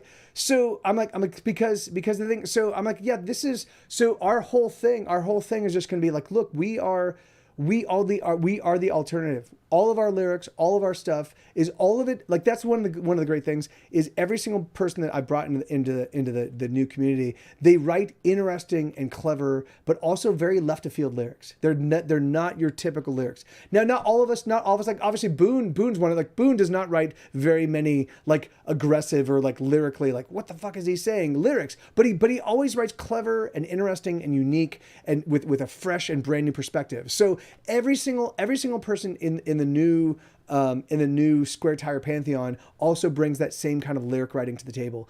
And so yeah, I just think so. And so the new messaging is like, look, you guys can listen to fucking corporate fucking tapioca all you want, or you can come listen to or you can find really amazing music. Now, finding amazing music is really difficult because there are 100,000 new songs put on Spotify every single day. So if you want, you can turn to people that you trust, people whose taste you trust, and we will help you. Hey, Bill, how you doing, man? Thank you so much, dude. And we'll help you find it. We'll help you curate your music.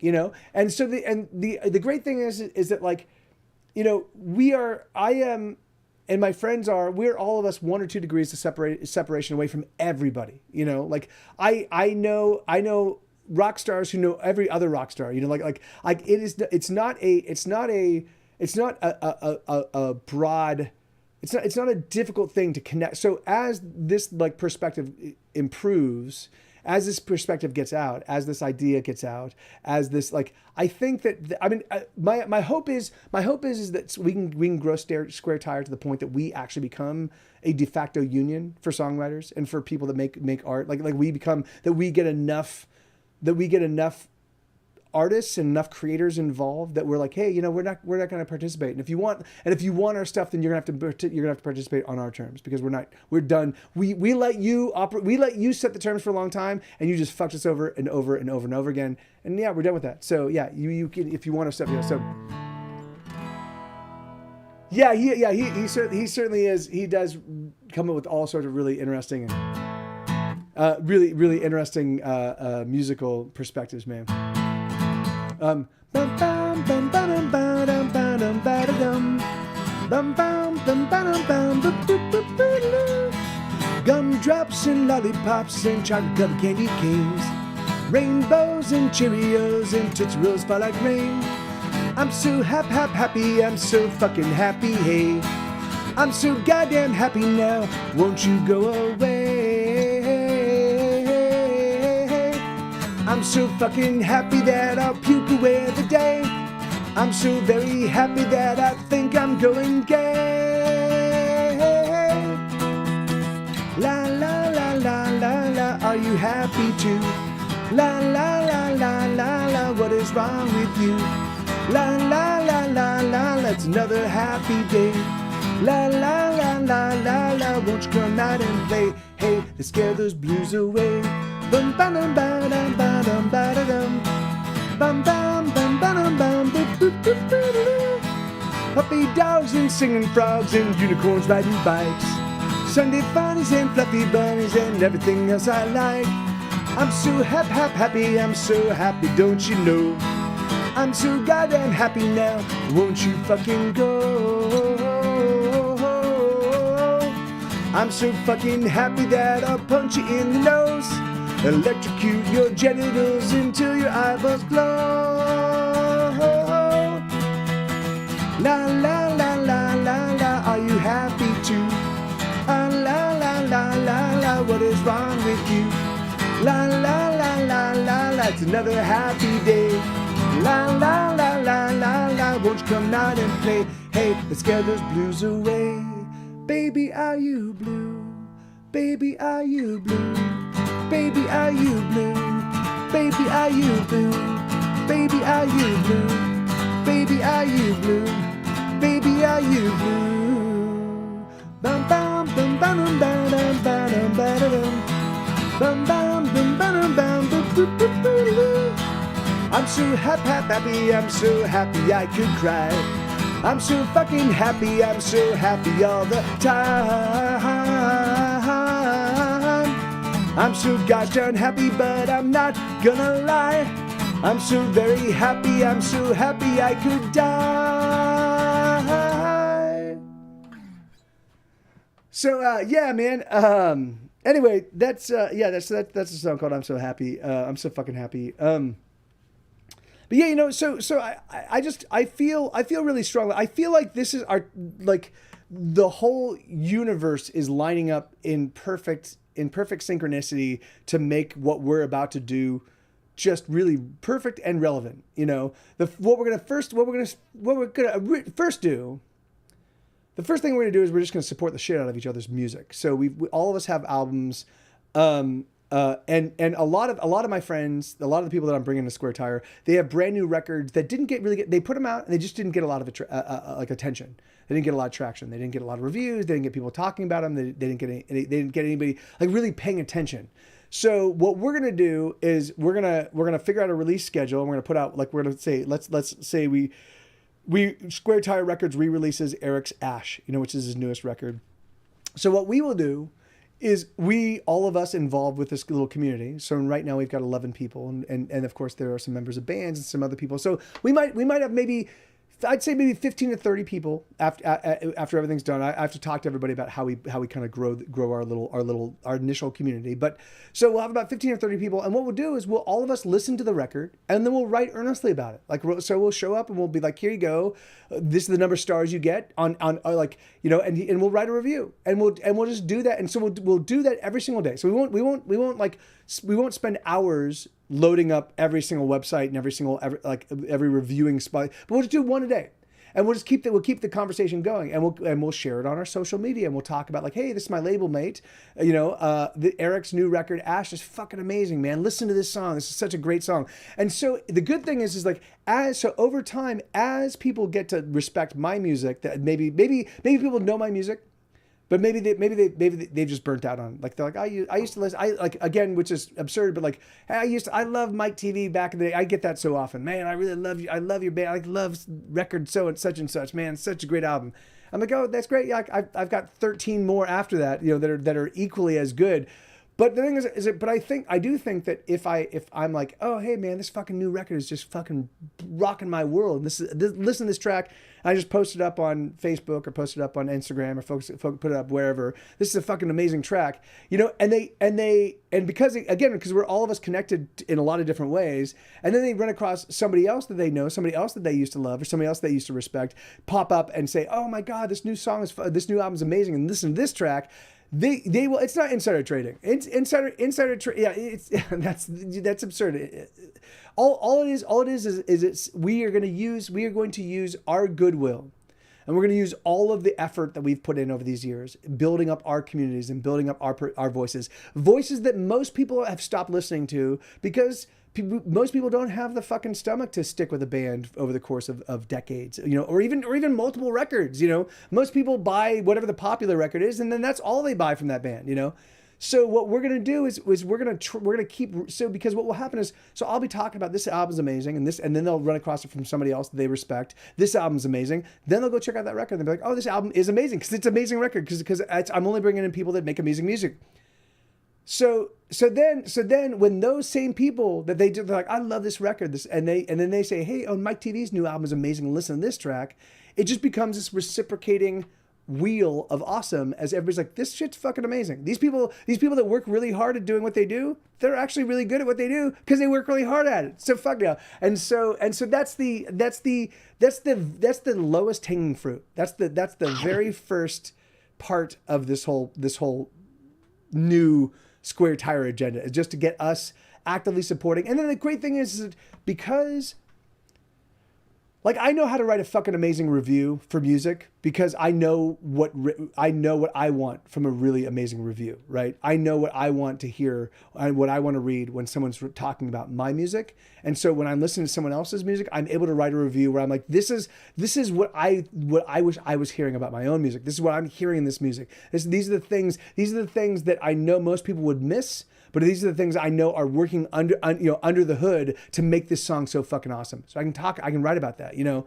And so I think everybody else can do the same thing. So I just like, it's just a really exciting time. And I'm saying this right now for you guys, so this can go on record, so that when this stream, I eventually archive it on YouTube, you know, you guys can go back and be like, oh my God, it's so crazy. I couldn't like, it's so like this thing. And again, I'm not saying that Square Tire or our little community is going to become huge, or that we're going to achieve mass popularity, but we will be a very strong, and I promise you this, a very strong and very vibrant counterculture thing that will have adherents that will be very, very into what we're doing. We got great music, we've got smart people, we've got talented people, and we all of us care very much about what we do. And heretofore, up to this point in time, all of us have been operating as little independent souls, and now we're just banding together. There's just nothing that's gonna fucking stand in our way, you know. And so it's like, yeah. And so I'm excited, you know. Like I'm really, really excited. So anyway, so I've been thinking about this. So, you know, so here I am. So here I find myself in this situation where I'm like, fuck, you know, like I'm really hurting financially. But at the same time, everything else is just going fucking gangbusters. And I'm like, all right, Mike, if you can just limp along, if you can just survive to the next month, you know, good things are going to happen. So I'm like, all right, damn it. So okay, so yeah, what am I playing for you guys? I can play requests, or I can just keep. I think I've only played like, I've been streaming for an hour and 40 minutes. I think I've played like 6 songs. But yeah, so like I said, I even went in the stream when I announced this thing. I just want to talk about all this. Like I'm still processing all this stuff. Cakey.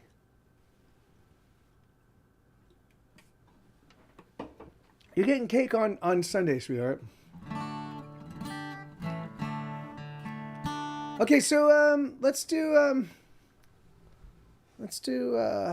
don't know. I'm in a really weird manic kind of like yeah, let's do bass card.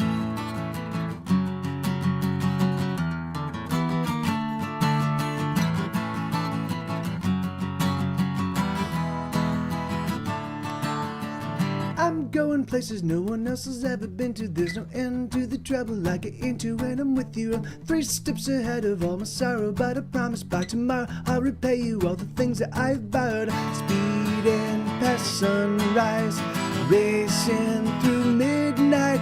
I try to slow it down, I'll come around. I'm never gonna lose, I'm a race car driver, the sole survivor. Pedals to the metal as I make my getaway. I'm never gonna lose, I'm a race car driver, the sole survivor. Pedals to the metal as I make my getaway.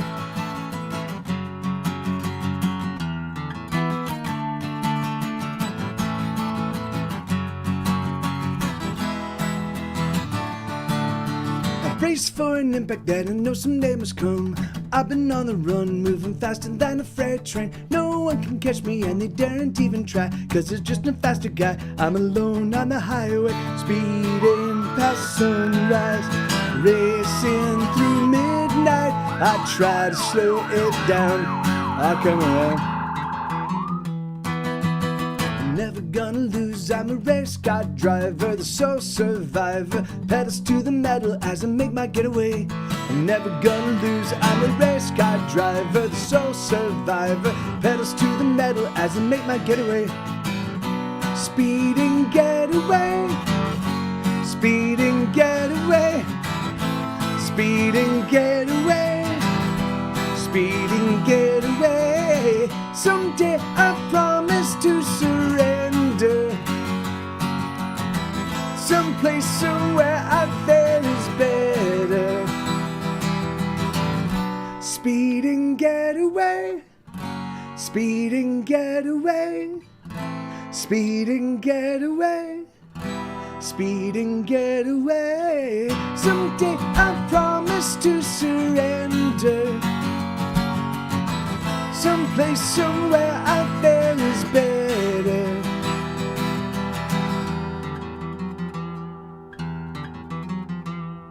I'm never gonna lose, I'm a race car driver, the sole survivor. Pedals to the metal as I make my getaway. I'm never gonna lose, I'm a race car driver, the sole survivor. Pedals to the metal as I make my getaway.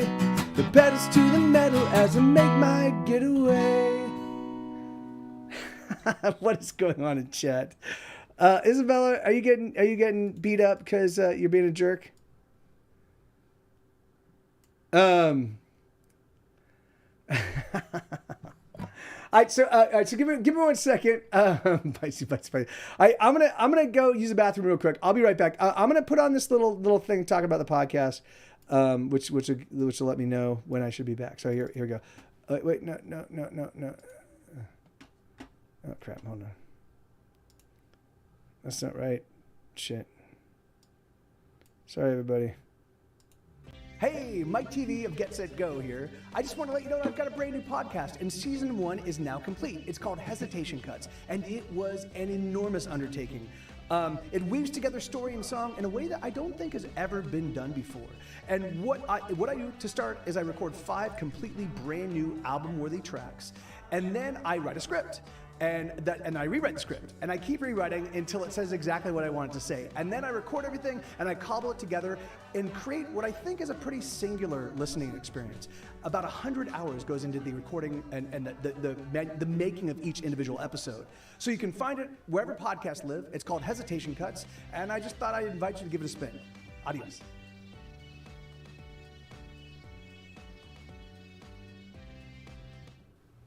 Hey, Mike TV of Get Set Go here. I just want to let you know that I've got a brand new podcast, and season 1 is now complete. It's called Hesitation Cuts, and it was an enormous undertaking. It weaves together story and song in a way that I don't think has ever been done before. And what I do to start is I record 5 completely brand new album-worthy tracks. You need what? And then I write a script. No, you don't. And I rewrite the script. And I keep rewriting until it says exactly what I want it to say. And then I record everything and I cobble it together and create what I think is a pretty singular listening experience. About 100 hours goes into the recording and the making of each individual Okay, hold on, episode. wait. So you can, There we go. All right, good. Sorry. All right. Sorry, it ran twice, but I had to. There we go. I know, right? All right, here we go. All right, let's see. What do we? Okay, so yeah, what do I want here? Let's do this one. So I am taking requests, but if you guys don't have any requests, then I'm just gonna play what strikes my fancy.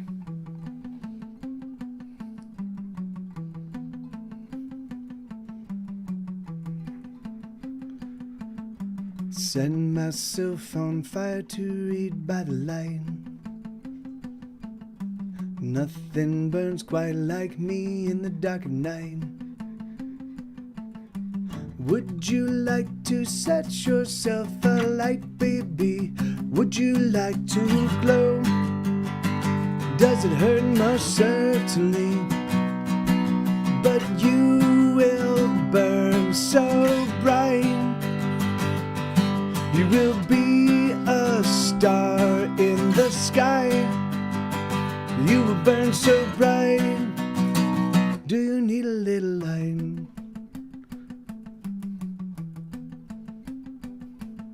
Set myself on fire to drive away the dark. Nothing burns so bright as a fire in my heart. Would you like to set yourself alight, baby? Would you like to glow? Does it hurt? Most certainly. But you will burn so bright. You will be a star in the sky. You will burn so bright. Do you need a little light? 'Cause I can be the one, oh, to cast you to the sun, oh, and set your soul alight, oh, and you'll burn throughout the night.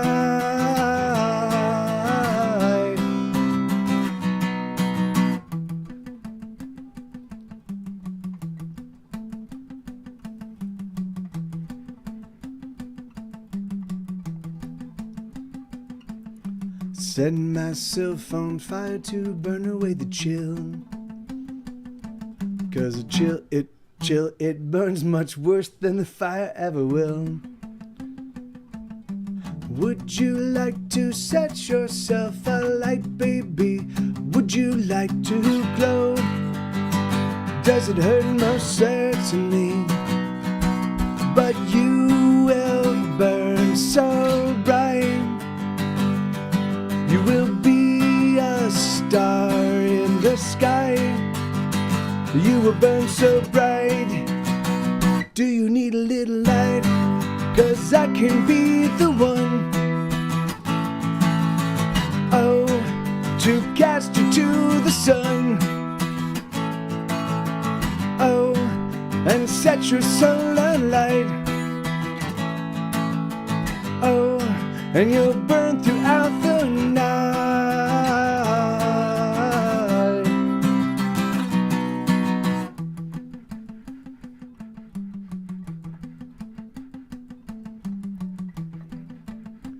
Can you guys hear Stu breathing?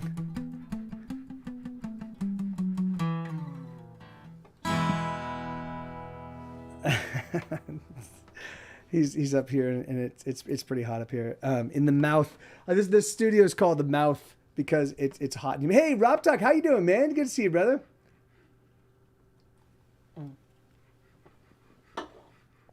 Lil Mutt, you missed your opportunity to high five Rob Talk. Oh, there you go. Oh, there it is. Getting Dumber. Wow, I haven't played this song in a long time.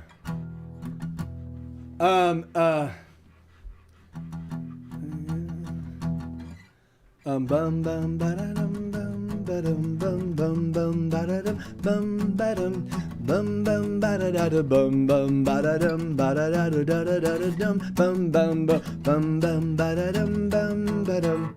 Oh, you're right. My darling so damn bitey. Sorry. You're right. I did ignore it. Let's put it back. Here we go. There's a song called My Darling So Damn Bitey. This does not exist on any record just yet, but It may not make it on an album this year. I've got 3 albums that are I've got 3 Get Set Go releases I'm gonna release this year. Man, it's so crazy.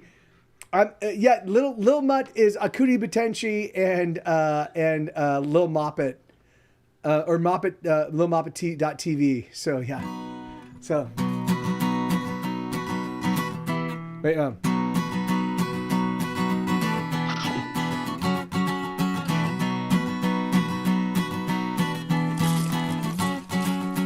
Oh my darling, oh she bites so hard and she never wants to let go. I'm not talking about nipping or nibbling or none. She bites till the bleeding shows. Oh, she bites hard. Yes, she bites hard. Oh, she bites hard. Yes, she bites hard.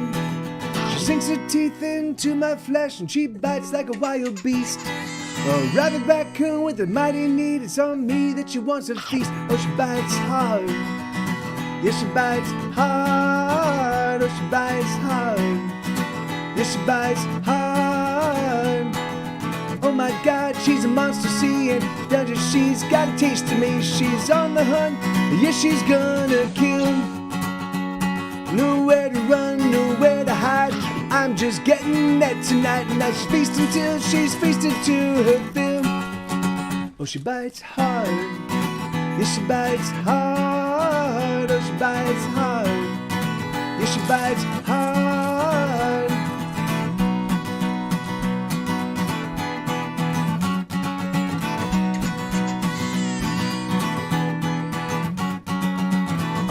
Darling, she's killing me. She butchers with her teeth. She rends and tears with savagery. She claims my body's meat. Oh, she bites hard. Yes, she bites hard. Oh, she bites hard. Yes, she bites hard. So farewell, I bid say adieu. I'm sliding down her throat. There's so much that I wanted to do, but I guess I gotta go. 'Cause she bites hard. Yes, she bites hard. Oh, she bites hard. Yes, she bites hard. Oh my God, she's a monster seeing now that she's got a taste of me. She's on the hunt. Yes, she's gonna kill. Nowhere to run, nowhere to hide. I'm just getting that tonight. She's feasting till she's feasted to her fill. Oh, she bites hard. Yes, she bites hard. Oh, she bites hard. Yes, she bites hard. Oh, she bites hard. Yes, she bites hard. Oh, she bites hard. Yes, she bites hard. Oh, she bites hard.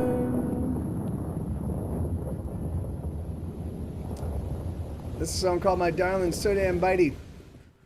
So this is a song called Getting Dumber.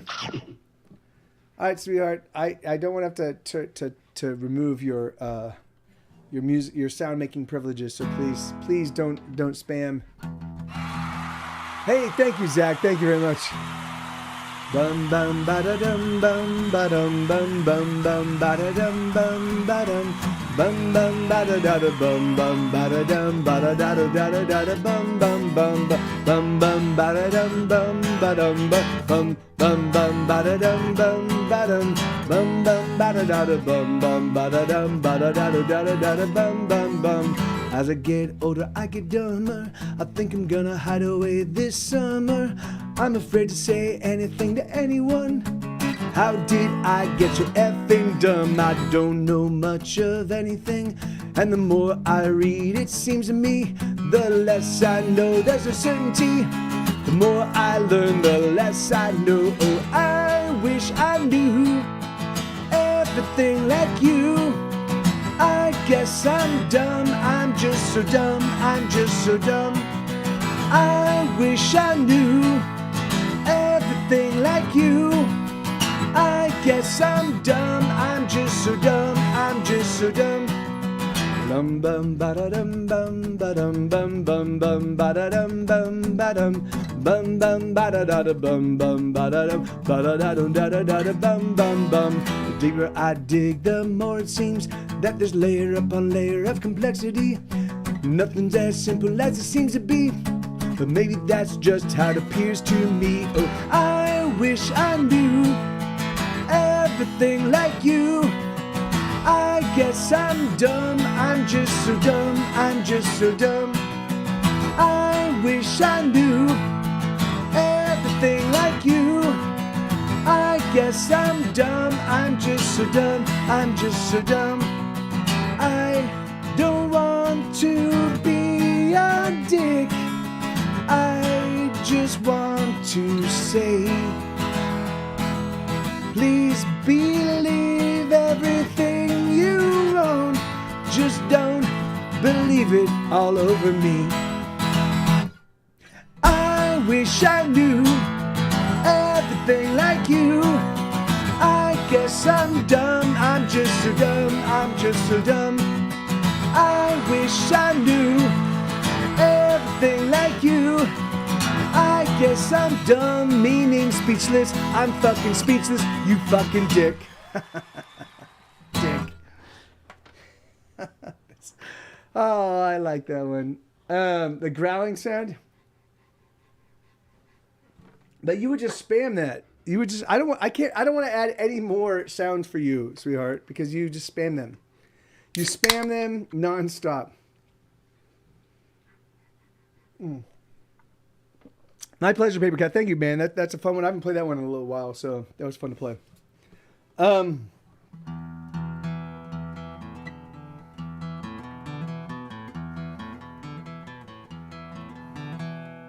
Okay, let's do that one. This is a song called "The Holy Truth."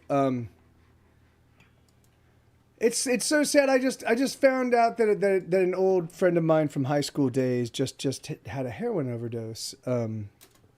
I'm figuring it was probably a fentanyl thing. It's heartbreaking.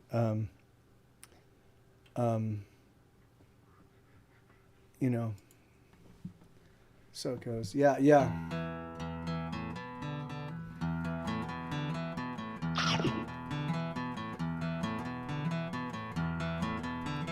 I hold a gun to my head almost every single day. I hold a gun to my head, it's the only way. What else can I do? The devil inside you and the devil inside me will never let us be. So what else can I do? Oh, yes, I know it's holy truth.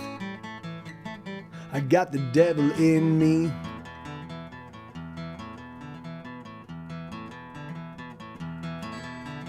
I drink the water from the well that poisons me.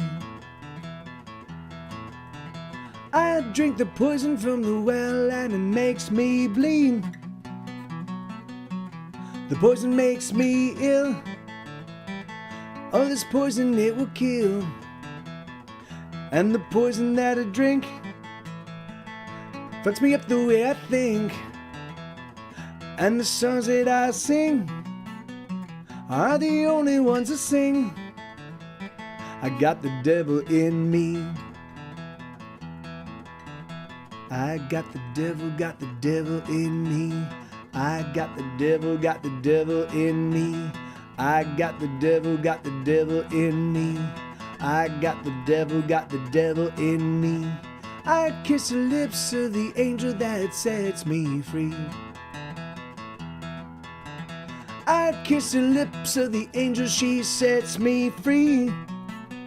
She wants to help me sleep my troubled soul to keep. The angel comforts me. Her touch is all that I need. So what else can I do? Oh, yes, I know it's coming true. I got the devil in me. I got the devil in me. I got the devil in me. I got the devil in me. I got the devil in me.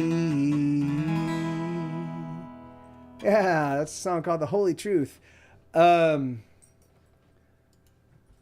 I haven't played that one in a while. Yeah, that wasn't too terrible considering I haven't played it in a while. Thank you, Paper Cat. Oh, yeah, let me. I'm gonna switch up to the piano real quick and play some songs on the piano. Thanks everybody. Thanks for hanging out. Thanks for being here and enduring my.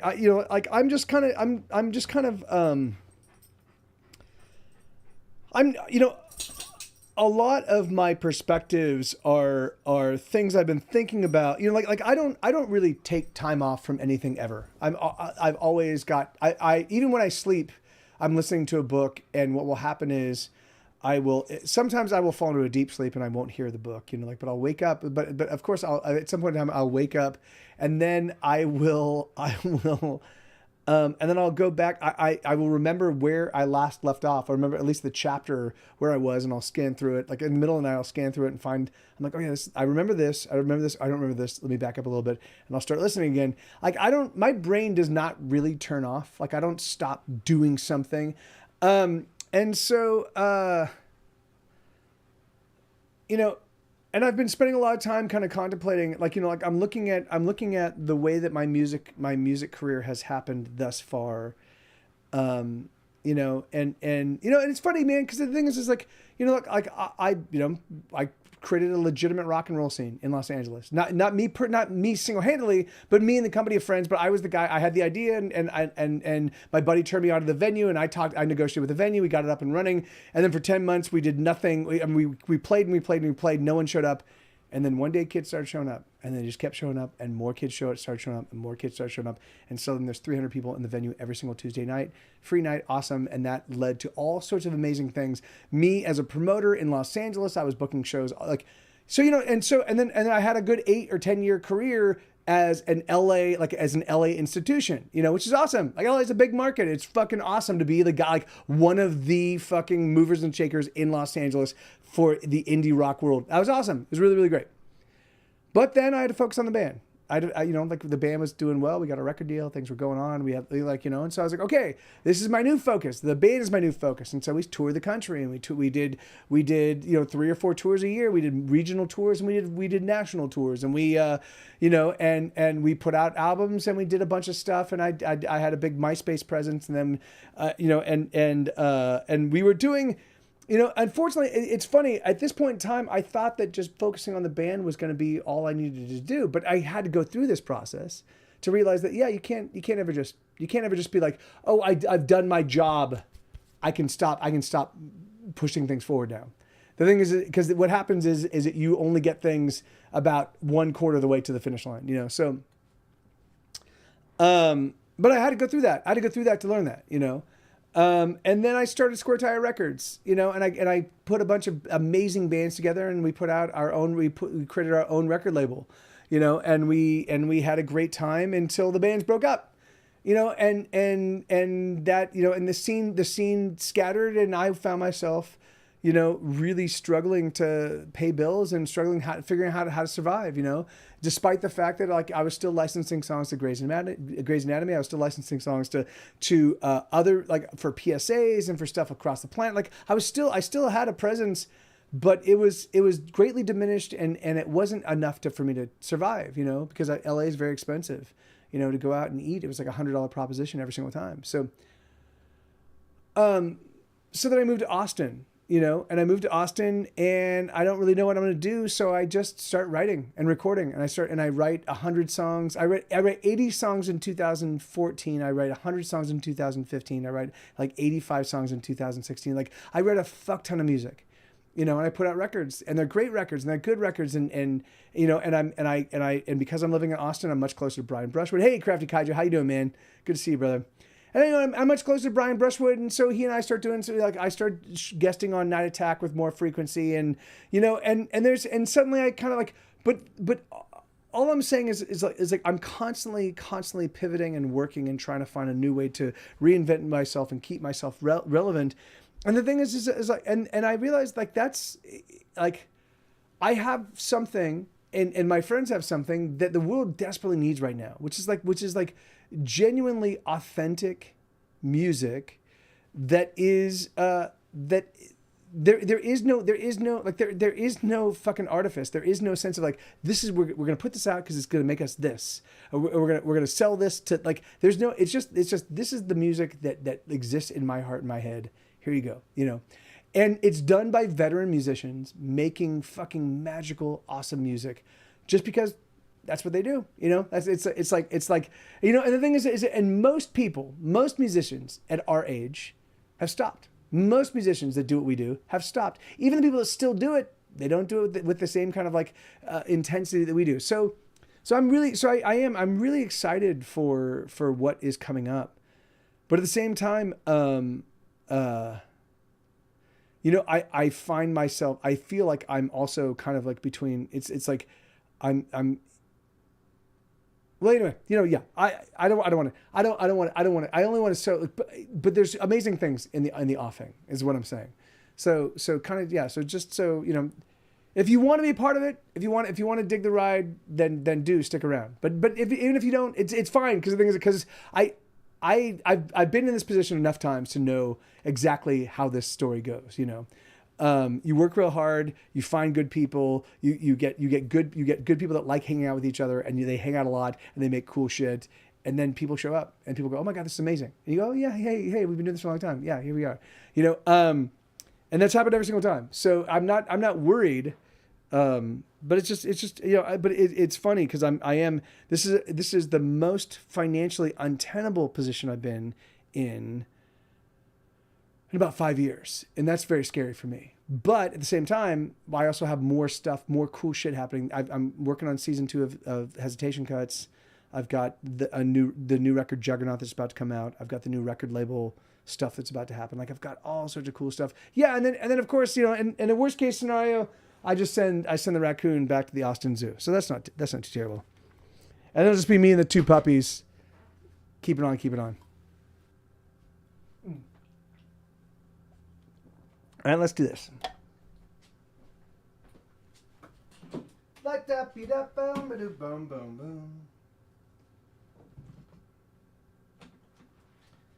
All right.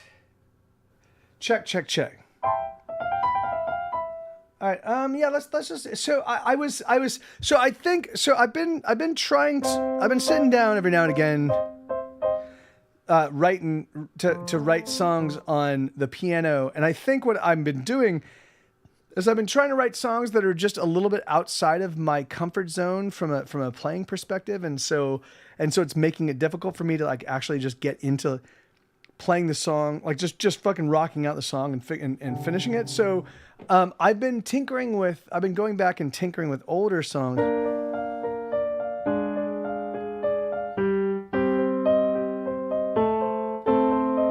So yeah, I'm gonna start enhancing a bunch of my music first, just to kind of get myself like excited about practicing, and then I'm gonna sit down over the next maybe month and a half or so, and I'm gonna write like another 10 piano songs. So I'm pretty excited about that. But let's do this one. I haven't done this one in a while, and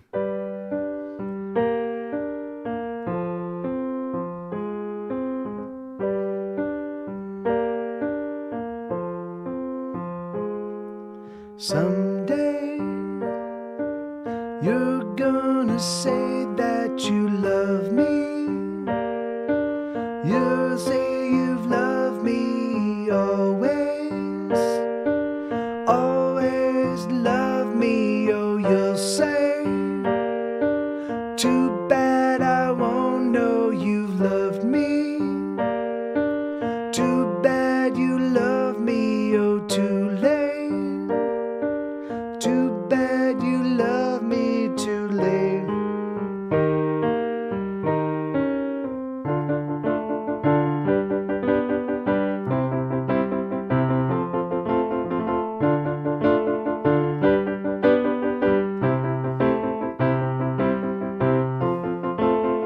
All I got from this miserable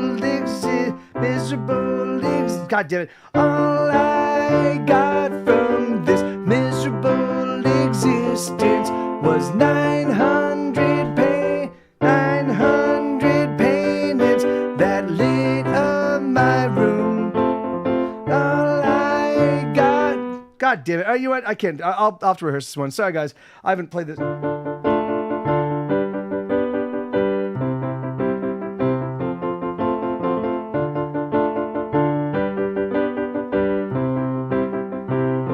Yeah, I haven't played that one in months. So sorry. I'm sorry, everybody. Yeah, I'll just stick to ones that I've played. So I've been so remiss on I've got this really beautiful piano and with fully weighted keys, and I just don't play it nearly as much as I should.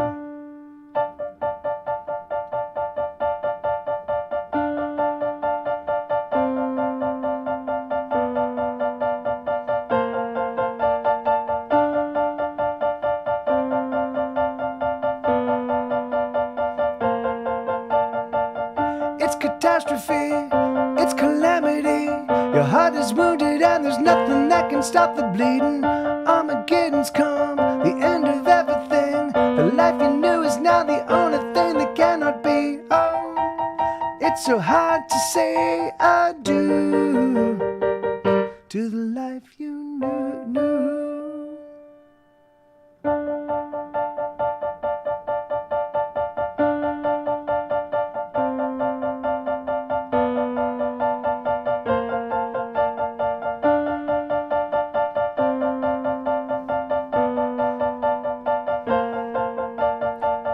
It's a horror show filled with such surprise. The very moment we have finally made to realize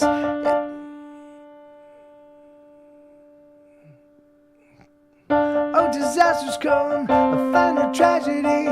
Your heart is breaking underneath the weight of everything.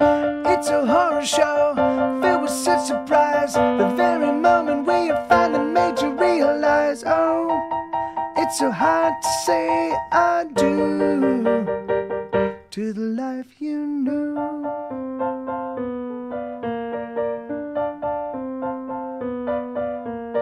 Oh, we wish you well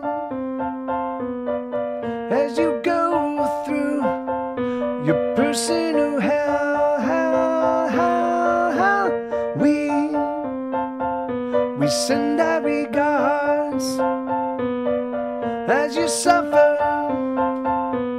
your broken heart, heart, heart, heart. Oh, we just dropped by. We hope you're alright.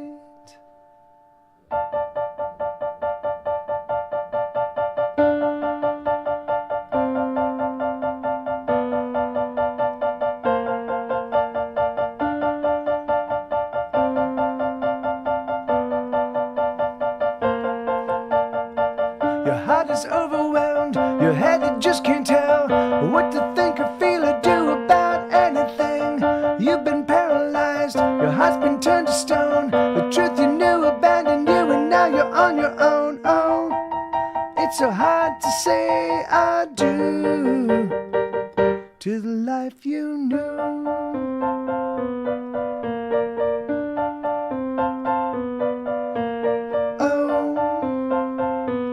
We wish you well as you go through your personal hell, hell, hell, hell. We send our regards as you suffer your broken heart, heart, heart, heart. Oh, we just dropped by. We hope you're alright.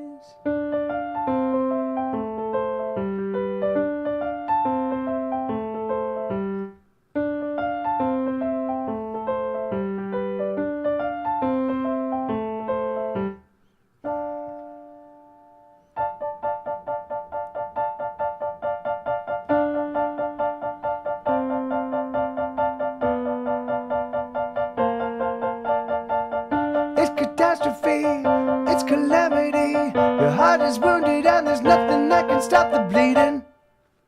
Let me just change. It looks like the levels are kind of really super hot. Give me 1 second. Let me sort this out. Let me bring this guy down to 6.0. Yeah, that was a problem. For some reason that The piano was maxed out. It's calamity.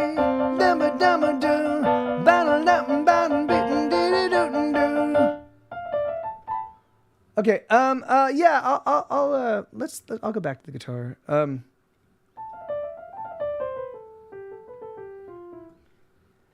Man, I like the piano.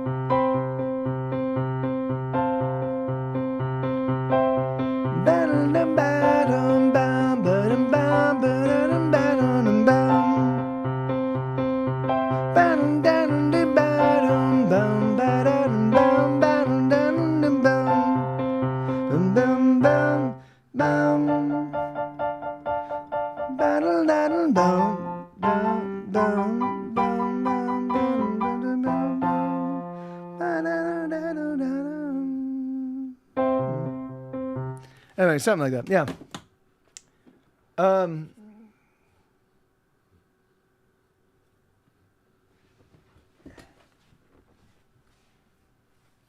Okay.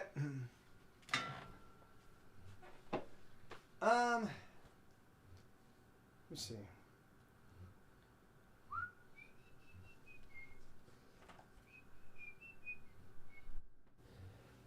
All right. Let's do some fingerpick tunes. I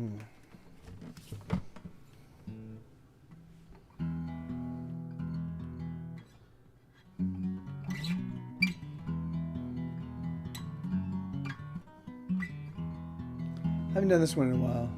This is a song called Self-Inflicted Wound.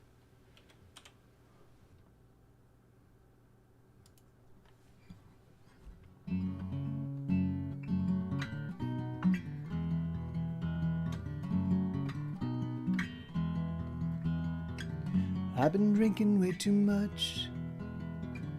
I've been sleeping not at all. I've been finding that the things I want to do are just too tough. I can't scale these prison walls. I don't know where I've been hurt. I can't seem to find the wounds. But I know with every passing day I grow a little weaker. Oh yes, I know it's true. And I wanted to believe then maybe I could find a way to pull myself out of the self-inflicted wound that is my mind.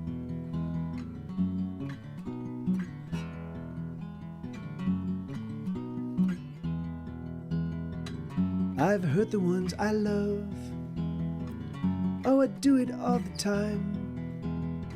I used to think that I was gonna be a good man, but I'm just a man. You're fine.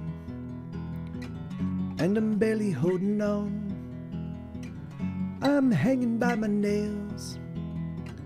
And it feels like everything I put my heart into is only doomed to fail.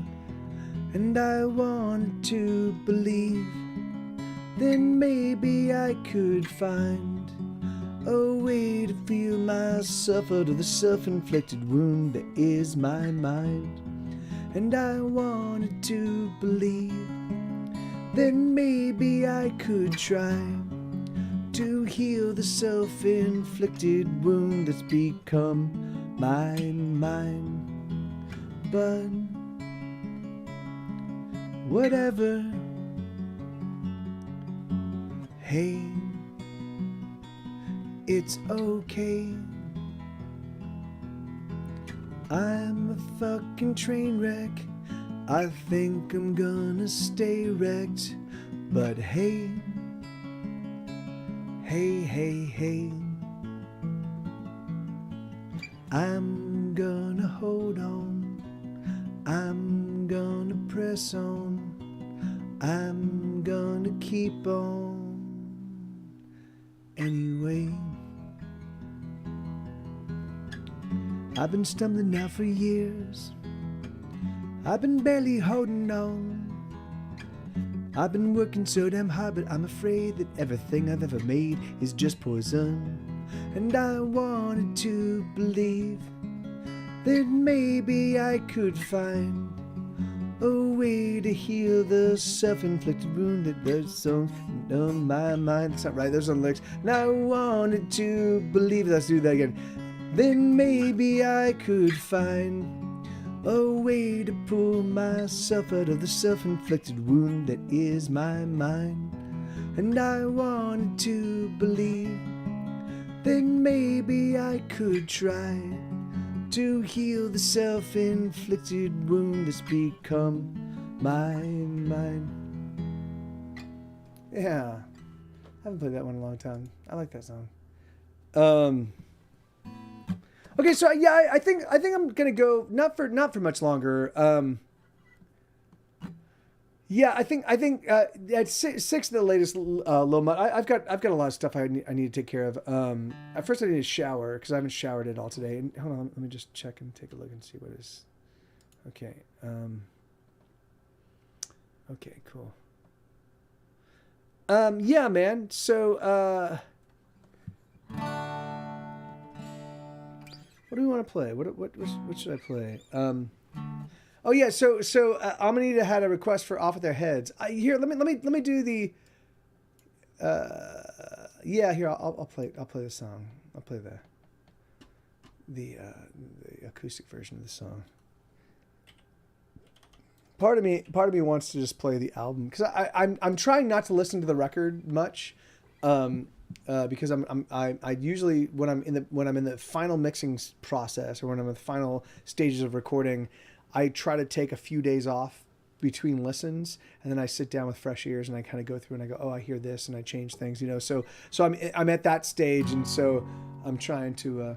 Here you go. Yeah, it certainly was a wacky morning, but here let's do this. Let's add this guy and let's do this.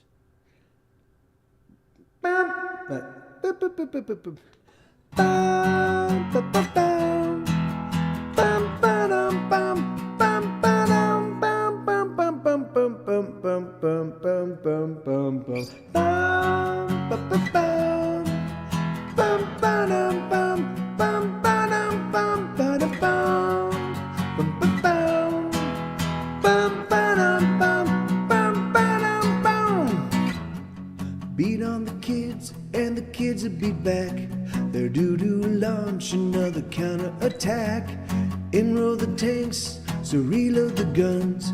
Everybody's beating down on everyone. I think you could be a star. Just do the unthinkable while the cameras are on. Life is cheap, we're all practically dead. They're coming for us, so off with their heads. Off with their heads, they're coming for us. So off with their heads. Off with their heads, they're coming for us. Bam, bam, bam, bam, bam, bam, bam, bam, bam, bam. Can you feel it?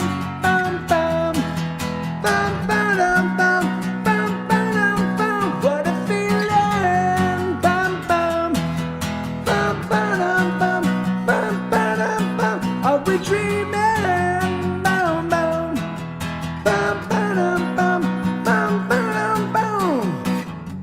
Money is king and Jesus is queen. It's the goddamn weirdest thing that I've ever seen. Blood is cheaper than water for sure, and it spills so black and it feels so warm. I think you could save us all if only you were 300 feet tall. But no matter, it's already been said, they're coming for us, so off with their heads. Off with their heads, they're coming for us. So off with their heads. Off with their heads, they're coming for us. So off at the chop, chop, chop, choppy, chop, chop. Chop, chop, choppy, choppy, choppy, chop, chop, chop, chop, chop, chop, choppy, chop, chop, chop, chop, choppy, choppy, choppy, chop, chop, chop, chop, chop, chop, choppy, chop, chop, chop, chop, choppy, choppy, choppy, chop, chop, chop, chop, chop, chop, choppy, chop, chop, chop, chop, choppy, choppy, choppy, chop, chop, chop.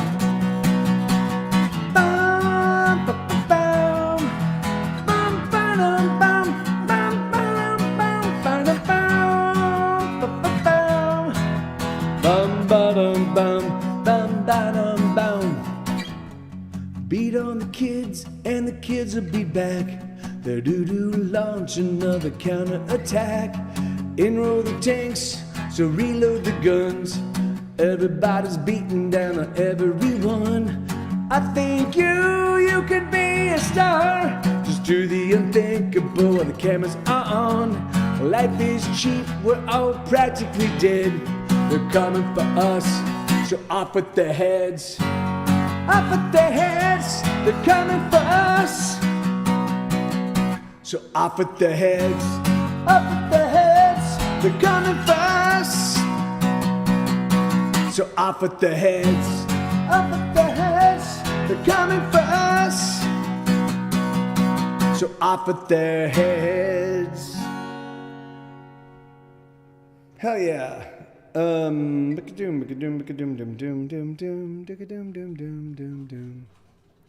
Okay, yeah, all right, so, yeah.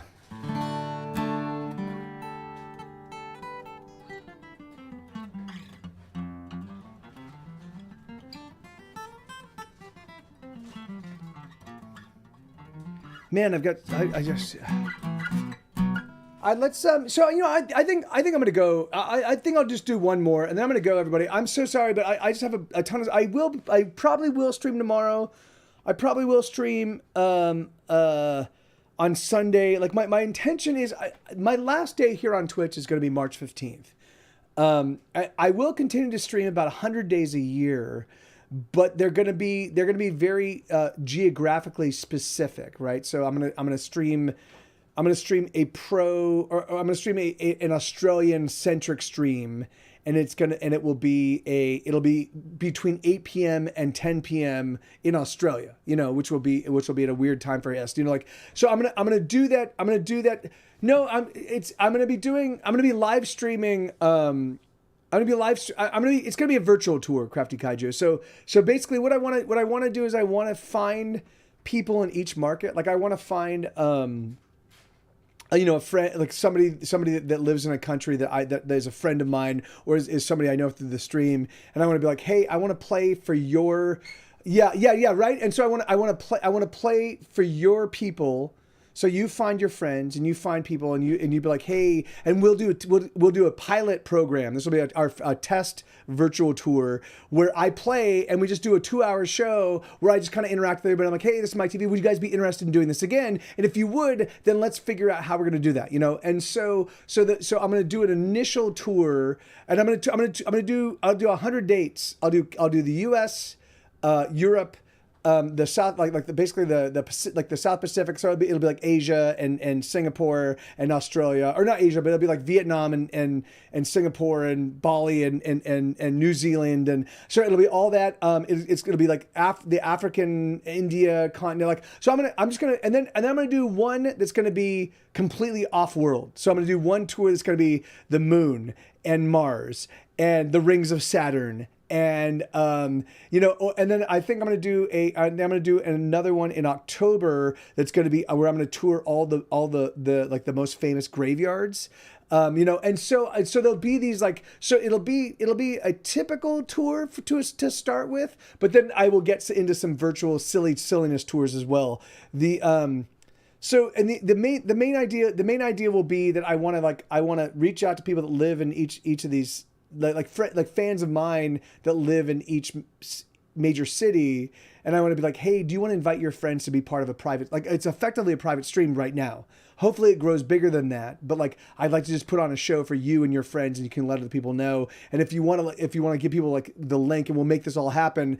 And so because the idea is I'd like to build out my own little network of people that are excited about catching live streams that are just specifically geared towards them, you know, and geared towards people that live in their town. And I am going to build some like I'm going to get photos of that town and Photoshop myself in there and just like and do like a slideshow of like, this is us on tour in your town, you know, and just do silly stuff like that just to kind of give it a little bit of like, I recognize that you're from a place that I've never been and I want to go, or I have been and I like very much. And, you know, so, and that way I can still kind of keep streaming, but I can do it in a way where it only requires three, because what I will do is I'll put together a 2-hour set list. I will rehearse the entire set list, and then I'll play it. So it'll be about 4 hours of me playing for the stream. But it's only happening 100 days a year instead of right now I don't even know how many. I'm doing like 200 plus days a year. You know, so. Anyway, so yeah, I'm gonna do one last one and then we'll go and I'll hopefully see somebody tomorrow and if I don't see you tomorrow, then hopefully I see you very soon. So, what do we want to do? Let's do something from the new record. We'll do Wild Animals as my closing song. So there we go. Wild Animals. This is off of my newest record called Juggernaut. It's going to come out on the Ides of March, the 15th of March.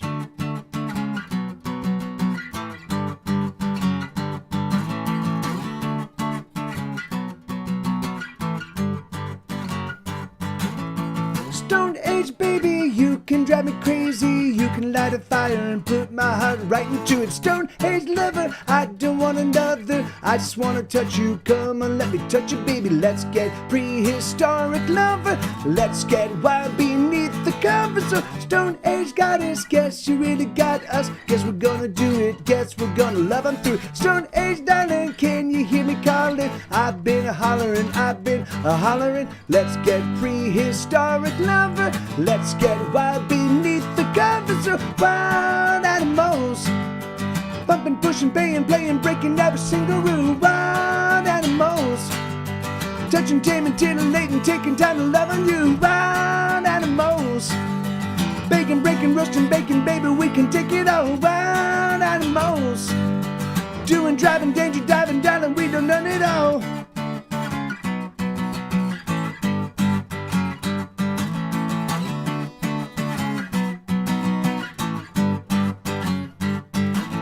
Stone Age mama, can I be your papa? Can I touch you? Can I love you? Everything. Stone Age lady, you can drive me crazy, but I'm gonna love you everything. Let's get prehistoric lover.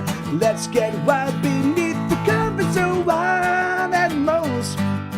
Pumping, pushing, paying, playing, breaking every single rule. Wild animals. Touching, taming, titillating, taking time to love on you. Wild animals. Baking, breaking, roasting, baking, baby, we can take it all. Wild animals. Doing, driving, danger, diving, darling, we done it all. I will love you. I will love you, baby. I will love you for all time. I will love you. I will love you, baby. I will love you for all time.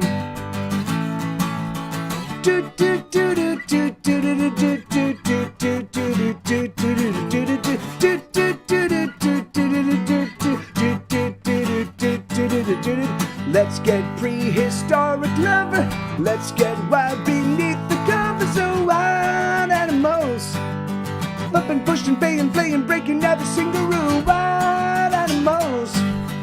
Touching, taming, titillating, taking time to love on you. Wild animals. Baking, breaking, roasting, baking, baby, we can take it all. Wild animals. Doing, driving, danger, diving, darling, we done it all. All right, thank you, everybody. I love you guys. Thank you so much. Thank you for hanging out with me on this Friday night. Again, I'm sorry I can't go much longer, but I will be back here tomorrow. I just have a lot on my plate. I've been trying to corral a whole bunch of new stuff, but I've got the new. So episode 1 of season 2 of Hesitation Cut should be out. If not by the end of the month, by the first week of February. And then they should come out every month. So that's awesome. And so for the next 10 months. So, the new album Juggernaut is about 80% of the way there. I haven't had a chance to push it forward at all this week, but I will get back to it probably in about another week, and I'll be able to clean up some stuff and get it ready to rock and roll. I have 2 more albums coming out this year. I've got the Juggernaut, which is a full rock record. I have it's a quasi folk record. It's mostly fingerpick songs, but I'm fucking with them. I'm doing really driving drums and really driving bass and like all sorts of cool arpeggiated shit. So it kind of sounds kind of math. So it's going to be like, but it's all articulated stuff, but then there's kind of a math rocky elements to it. So that's a folk record. So it's kind of a quasi weird folk record. I've got a full rock record, and then I've got it's going to be an indie pop record at the very end of the year. So those 3 albums are coming out, but also at the tail end of the year, I'm also going to start releasing the music from the podcast. So I've got a fuck ton of new stuff. Like I will be releasing about 40 or 50 songs this year. And if I put out all the podcast stuff, it would be about 80 or 90 songs, but I'm not going to do that. But like I'm going to move it into the next year. But so I have a ton of new music. But on top of that, with my Square Tire friends, there's also a fuck ton of other really, really amazing music. So just kind of keep an eye on what I've got going on. Hop in my Discord, because there's going to be all sorts of really, really cool activity happening, and we're about to pull ourselves off of all the major outlets. We're not going to be focusing on Spotify or Apple Music or that stuff anymore. We're not going to be doing anything on Twitch. I mean, I'll be doing 1, maybe 2 shows on Twitch a month, and that's it. Otherwise, just to do that for a little while, to let people know that we're all kind of hiding over in our own little corner where we're building our own little new microcosmic environment, you know. So you're welcome to come along for the ride if you'd like, and I love you guys all very much. And I'm gonna do the credits, and I will see you all very soon. Have a spectacular weekend. Papercat, I do need to reach out to you. Let's talk this weekend. I do want to talk to you about. I've got some ideas of some things that I was wondering if you might be interested in participating in it or not. But I do think that if I have a pilot idea, I have a test idea, and if it works, I believe it has application that is scalable. So, but we can talk. So I'll reach out to you over the weekend. So, all right, adios. I love you guys. Thank you very much. Thank you so much, and thank you, Crafty Kaiju. Yeah, I've been super excited. The music has been sounding so great to my ears. So I certainly will, man. All right, adios, everybody. These are the credits, and thank you. I love you all.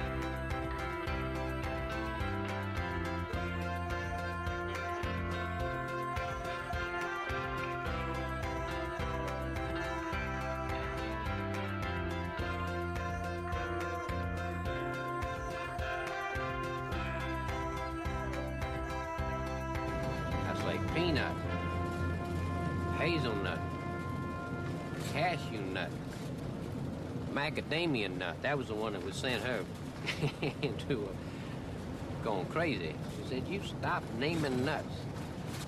Pine nut, pistachio nut, red pistachio nut, natural, all natural white pistachio